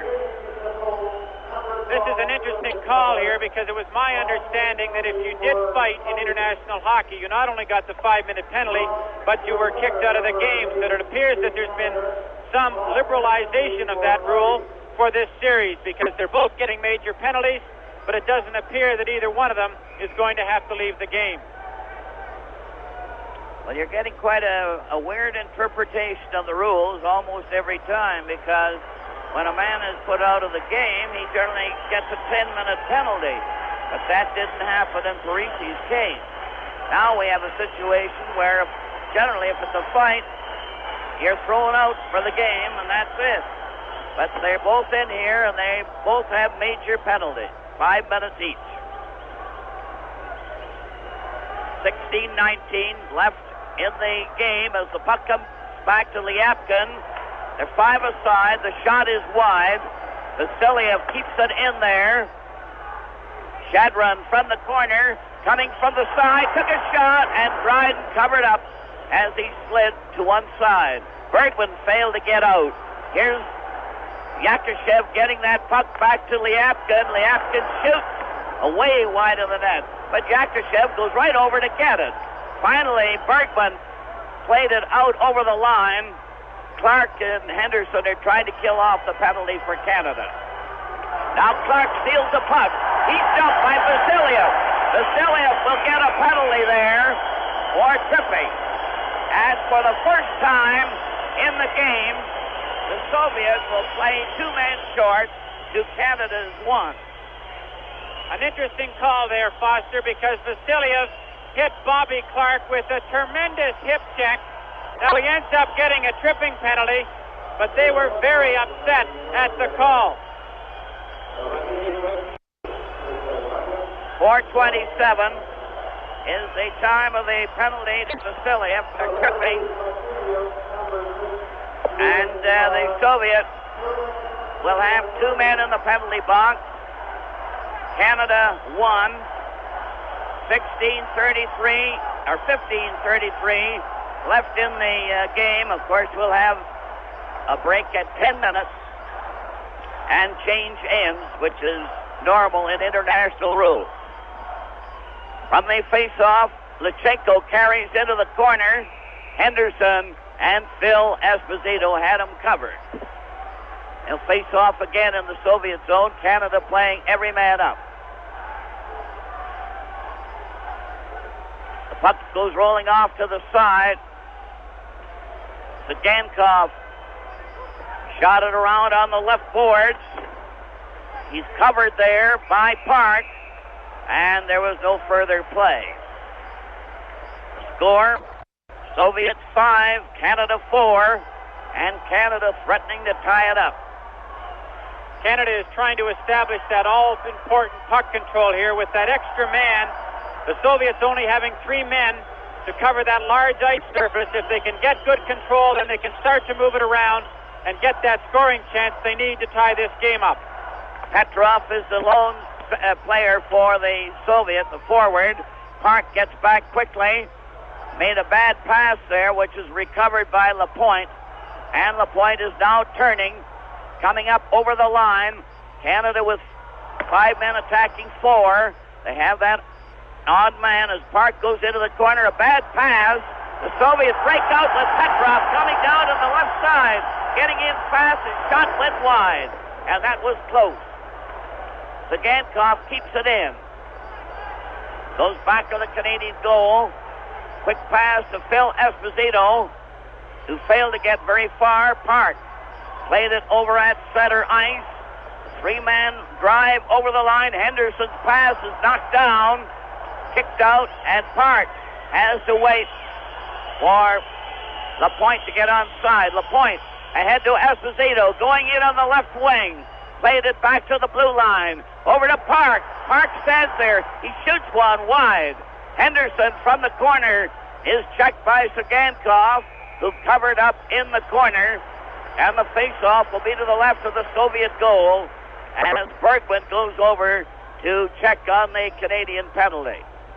Canadian professional football will return to television Saturday, September the 30th, as the Toronto Argonauts host the Edmonton Eskimos. Then on Sunday, October the 1st, 2 games. In the East, Hamilton is at Ottawa, while Saskatchewan is at Calgary in the West. Check your local listing for time and stations. 14:04 left in the third period. That means 4 minutes and 4 seconds before they change ends on the 10-minute break. From the face-off, Cornwallier nearly got a chance there. He gets that puck again back to the blue line. Phil Esposito passed in front of the net. Cornwallier missed the pass that didn't arrive, and Phil Esposito lobbed one wide. In the right front of the net, he shoots! Oh, what a chance Rattel had right in front of the net. And the Soviets shoot it down the ice. Rattel had the tying goal in his mitt there and was over-anxious on the play.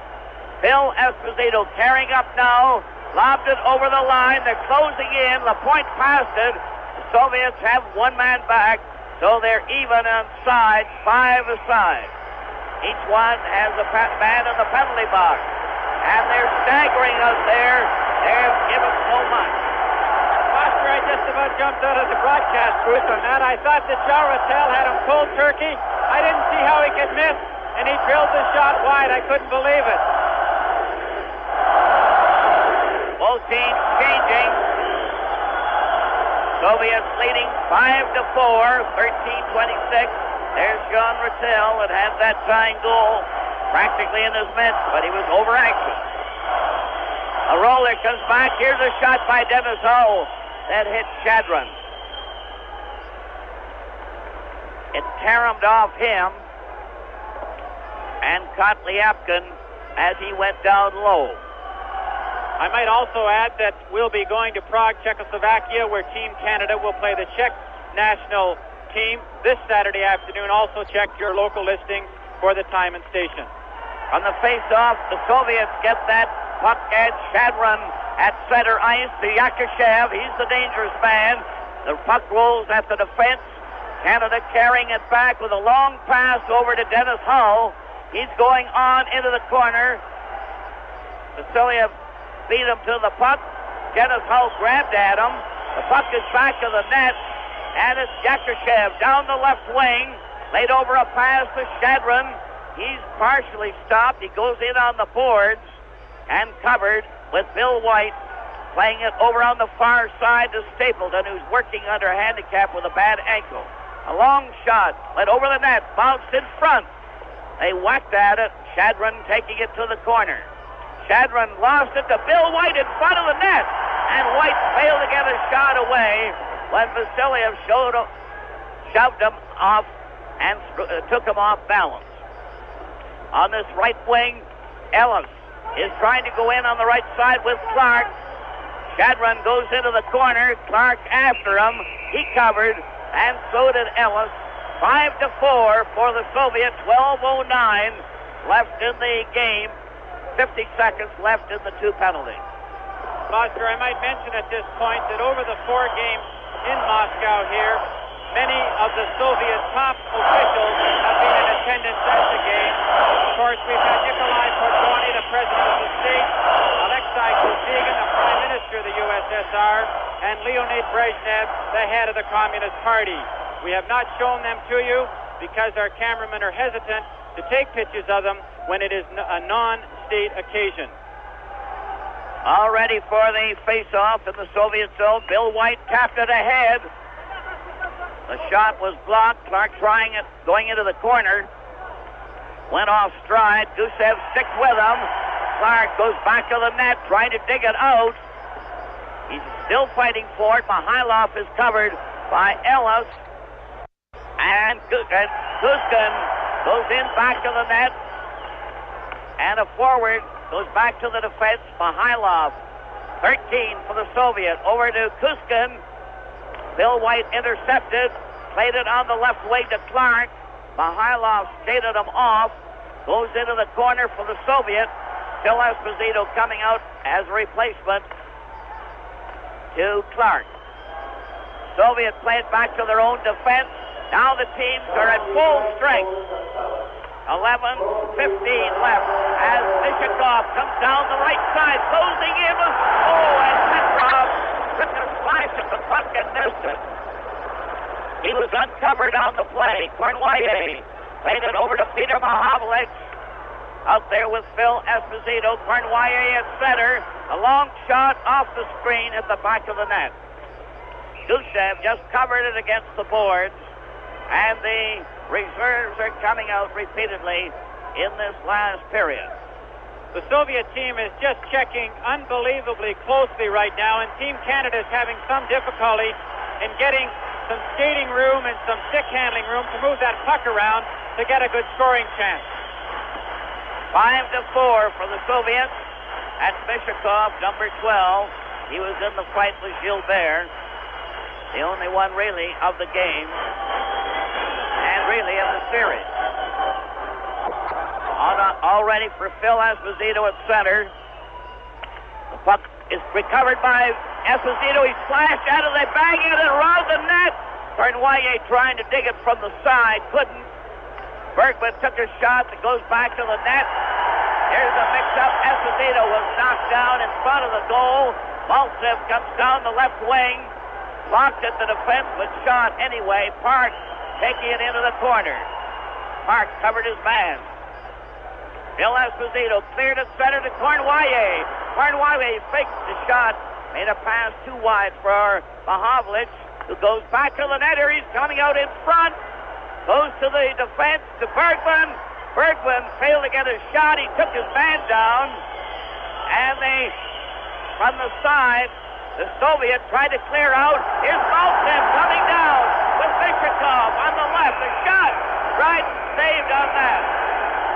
And the play is called. With the score, the Soviets 5, Canada 4. This is game 8 from Moscow.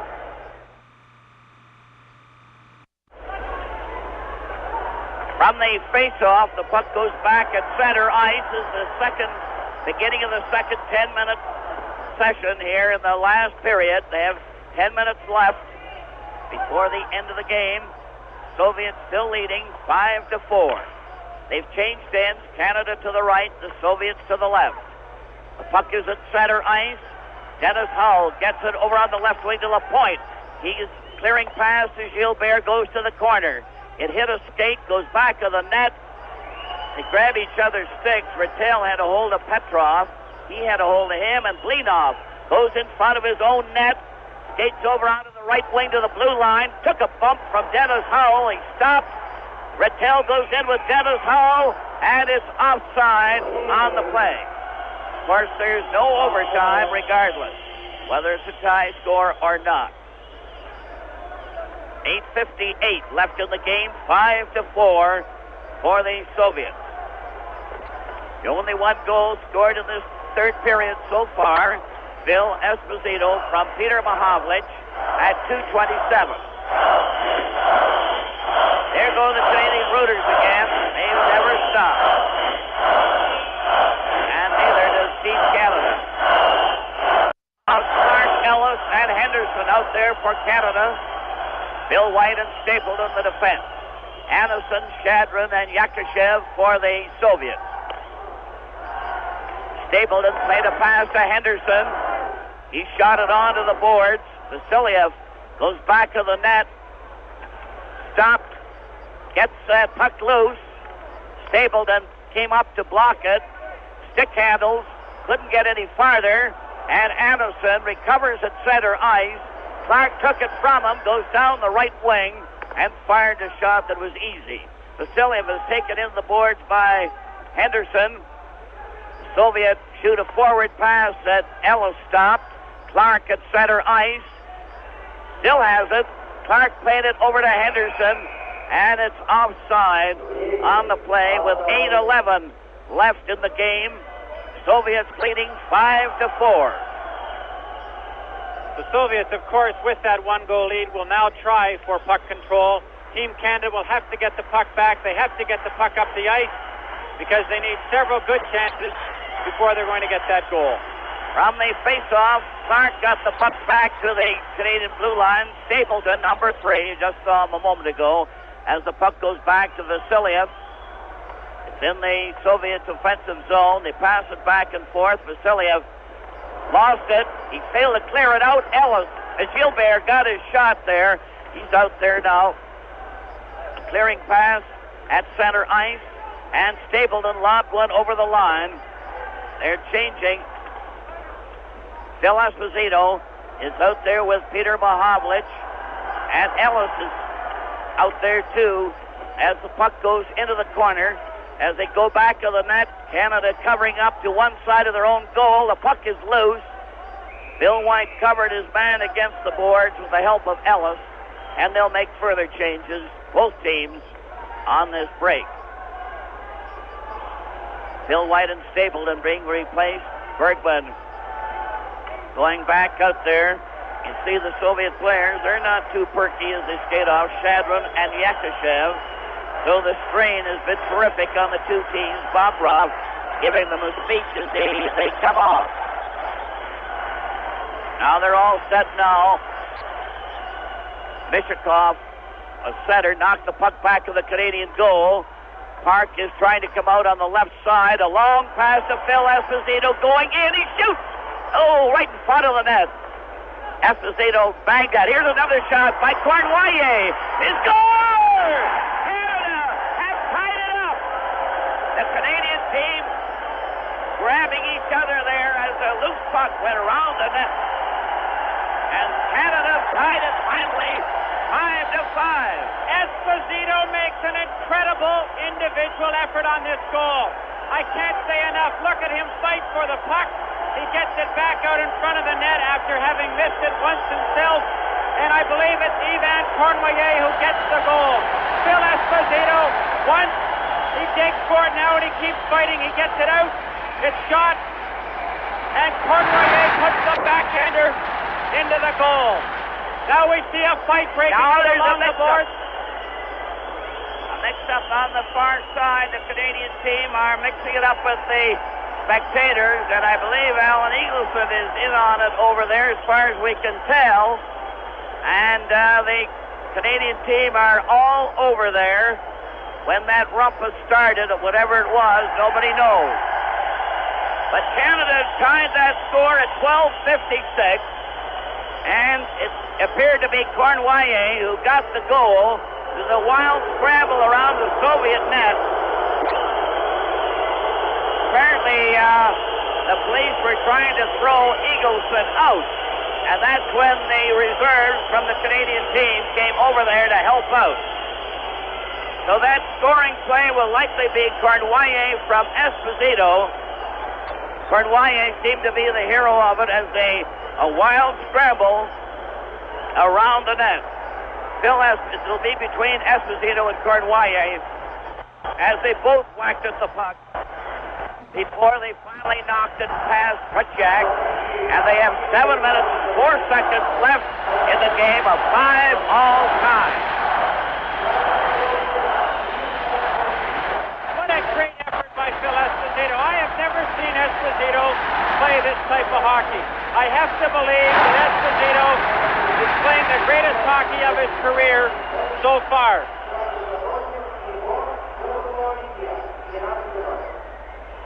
with the score Canada 5 and the Soviets 5.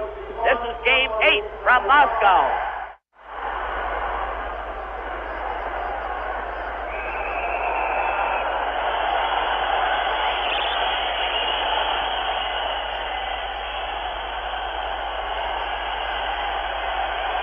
The goal was given to Cournoyer from Esposito and Clark. A wild scramble around the net. Cournoyer getting the goal, Esposito and Clark assisting at 12:56. But there was heavy traffic around that Soviet goal before Cournoyer was able to poke it home after Phil Esposito had a chance, and so had Clark. It was a great effort, a real team effort all the way, and now Canada moved up into a tie with the Soviets, a 5-5 tie. And the Canadian players are buoyed up terrifically by that 5th goal for Canada. They claim now that Park will likely get an assist as well as Esposito instead of Clark. But it was that kind of a goal that everyone seemed to be in it. So it's Cournoyer from Esposito and Park. The puck is in the Soviet zone and slides out to Savard, who comes back on that far wing, shooting it wide of the Soviet goal. It's lobbed, and Henderson broke it up, only to have Lyapkin try to get it out. He's helped by Vasiliev, who goes down the right side. Vasiliev going in back of the net. Lapointe had him covered, but the pass goes to the corner again. Vasiliev shot it back to Anderson, who centered it out. Yakushev comes in with a backhand wide. Anderson shot one. It's deflected. Tapped over onto the wing. Henderson breaks out on the right wing, going in with his shot. And it bounced off Tretiak's glove. Another shot goes wide. Vasiliev shoots it back to the net, right in front of the goal. Here's Ellis, and he couldn't control the puck. Ellis has it in the corner. Back, and Lapointe cleared it back to center ice. A loose puck goes to Yakushev. One man back as Lapointe is back. Here's a shot. And the drive went over the top of the net. Canada failed to get that puck out. Mihailov had his shot blocked. Savard clears it over to Rattel. Rattel bringing it out over the line. Ahead to Gilbert. Gilbert failed to get a shot. Mihailov coming back. As a race for it, Stapleton got back in time to break it up on a change of players. 5:02 left in the game, a 5-all tie. Stapleton lobbed one into the Soviet zone. It's off the boards. Rattel shot it wide. Soviet trying to get out on the right side. Clearing up at center ice. Rattel over the line, 4:42 left in the game. And the Soviets arguing about the call. At the same time, Dennis Hull is going into the penalty box. Petrov is going to follow. Dennis Hull and Petrov going off together. So they'll play 5-a-side. 15:24 is the time of the double penalty. It's a tie score, 5-all.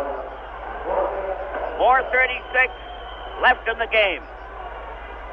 Number 10, Canada, 2-minute penalty for high skating. Vladimir Petrov, number 16, USSR, 2-minute penalty for elbowing. High sticking to Dennis Hull and elbowing to Petrov. Now Sagankov feeds the pass. Soviet player stopped by Bergman. Park going back to get it with Cournoyer on the right side. Cournoyer got the tying goal from Esposito and Park at 12:56. Puck is in the Soviet zone. They're bringing it out. A long pass. Bounded off into the corner, and it's offside as Sagankov was coming in on the right wing. His teammate was about 25 feet offside. in front of the Canadian goal. Peter Mahovlich coming out on the forward line with Phil Esposito. Cournoyer is going to get a rest. Bergman and Park, the Canadian defense. Yakushev is on that left wing. Shadron at center. They're 5 aside. 4:10 left in the game. A 5-all tie. And the two teams are at the breaking point. They've given just about everything. Park goes in back of the net. Stands there, starts to make his move. Coming up now at the blue line to Esposito, and to kick it back, and he turns again. Esposito to center ice, going in on the defense, failed to get a shot. It rolls over on the wing. Here's a shot wide by Peter Mahovlich. A roller on the right wing. Shadron clearing it into the corner to Lachenko. Lachenko shoots it out off the boards. Bergman coming down, beats the Soviet player. Then Yakushev in the center ice area to Sagankov. Intercepted by Peter Mahovlich. Skates over on the left wing. He's going in on a dangerous rush, but failed to get through. Brought back by Sagankov on the right wing. Over the line, a drop pass for Shadron. Across at the blue line, a long shot. Bounced off the player. Park carries it out at center ice. Over the line, Bergman right in. And his shot was stopped by Tretiak. A clearing pass over on the left side to center ice. 2:51 left in the game. The Soviet player Yakushev tried to hurdle in and was dumped on the play. The point covers up in the corner, and the face-off is going to be to the right of the Canadian goal. A 5-all tie. 2:41 remaining in the game. A great check here. You see Alexander Yakushev. He stumped very cleanly by two Canadian players. But look at how quickly he got back up on his feet. 5 seconds left in the double penalty as they line up in the Canadian zone. Canada gets the draw. Now they start to make the move. Savard laid over the pass to Ellis and shot right back to Lapointe. Lapointe played it off the boards to Henderson, and it was offside. They're still changing. Petrov is out there now. The teams are in full strength. Petrov at center ice. Leanoff on the left wing. Mihailov on the right. Gusev and Kuskin, the defense, playing up. Standa standing out. Clark, Ellis, and Henderson. 2:26 left in the game, a 5-all tie. Mihailov and Henderson were too close to the face-off. Now they drop the puck. It goes loose back to the blue line. Kuskin shot. Dryden stopped it even though it wasn't on the net. Savard played it over on the wing to Ellis. He failed to get out. Savard shot it out the second time. Soviet bring it in. Petrov back to the blue line. He's checked. Henderson carries out with Ellis the bad pass. The Soviet coming in. Mihailov is forced into the corner. Centered it. Savard blocking it. Pulled away from Blinov, but didn't get the puck out. Mihailov from the side cleared it out. Here's a shot. Dryden had it bounce off his arm. And Mihailov and Ellis are doing a little threatening on the side. 1:48 left in the game. A 5-all tie.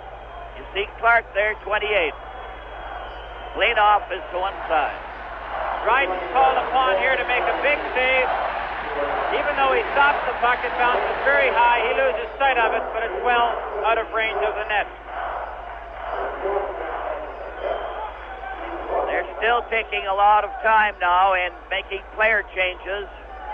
They're a tired bunch, and they have a right to be. Both teams have given everything, and it's been one of the best games I think I've ever seen. A 5-all tie, 1:48 left in the game. This is the 8th and final game of the series. They're still all tied up.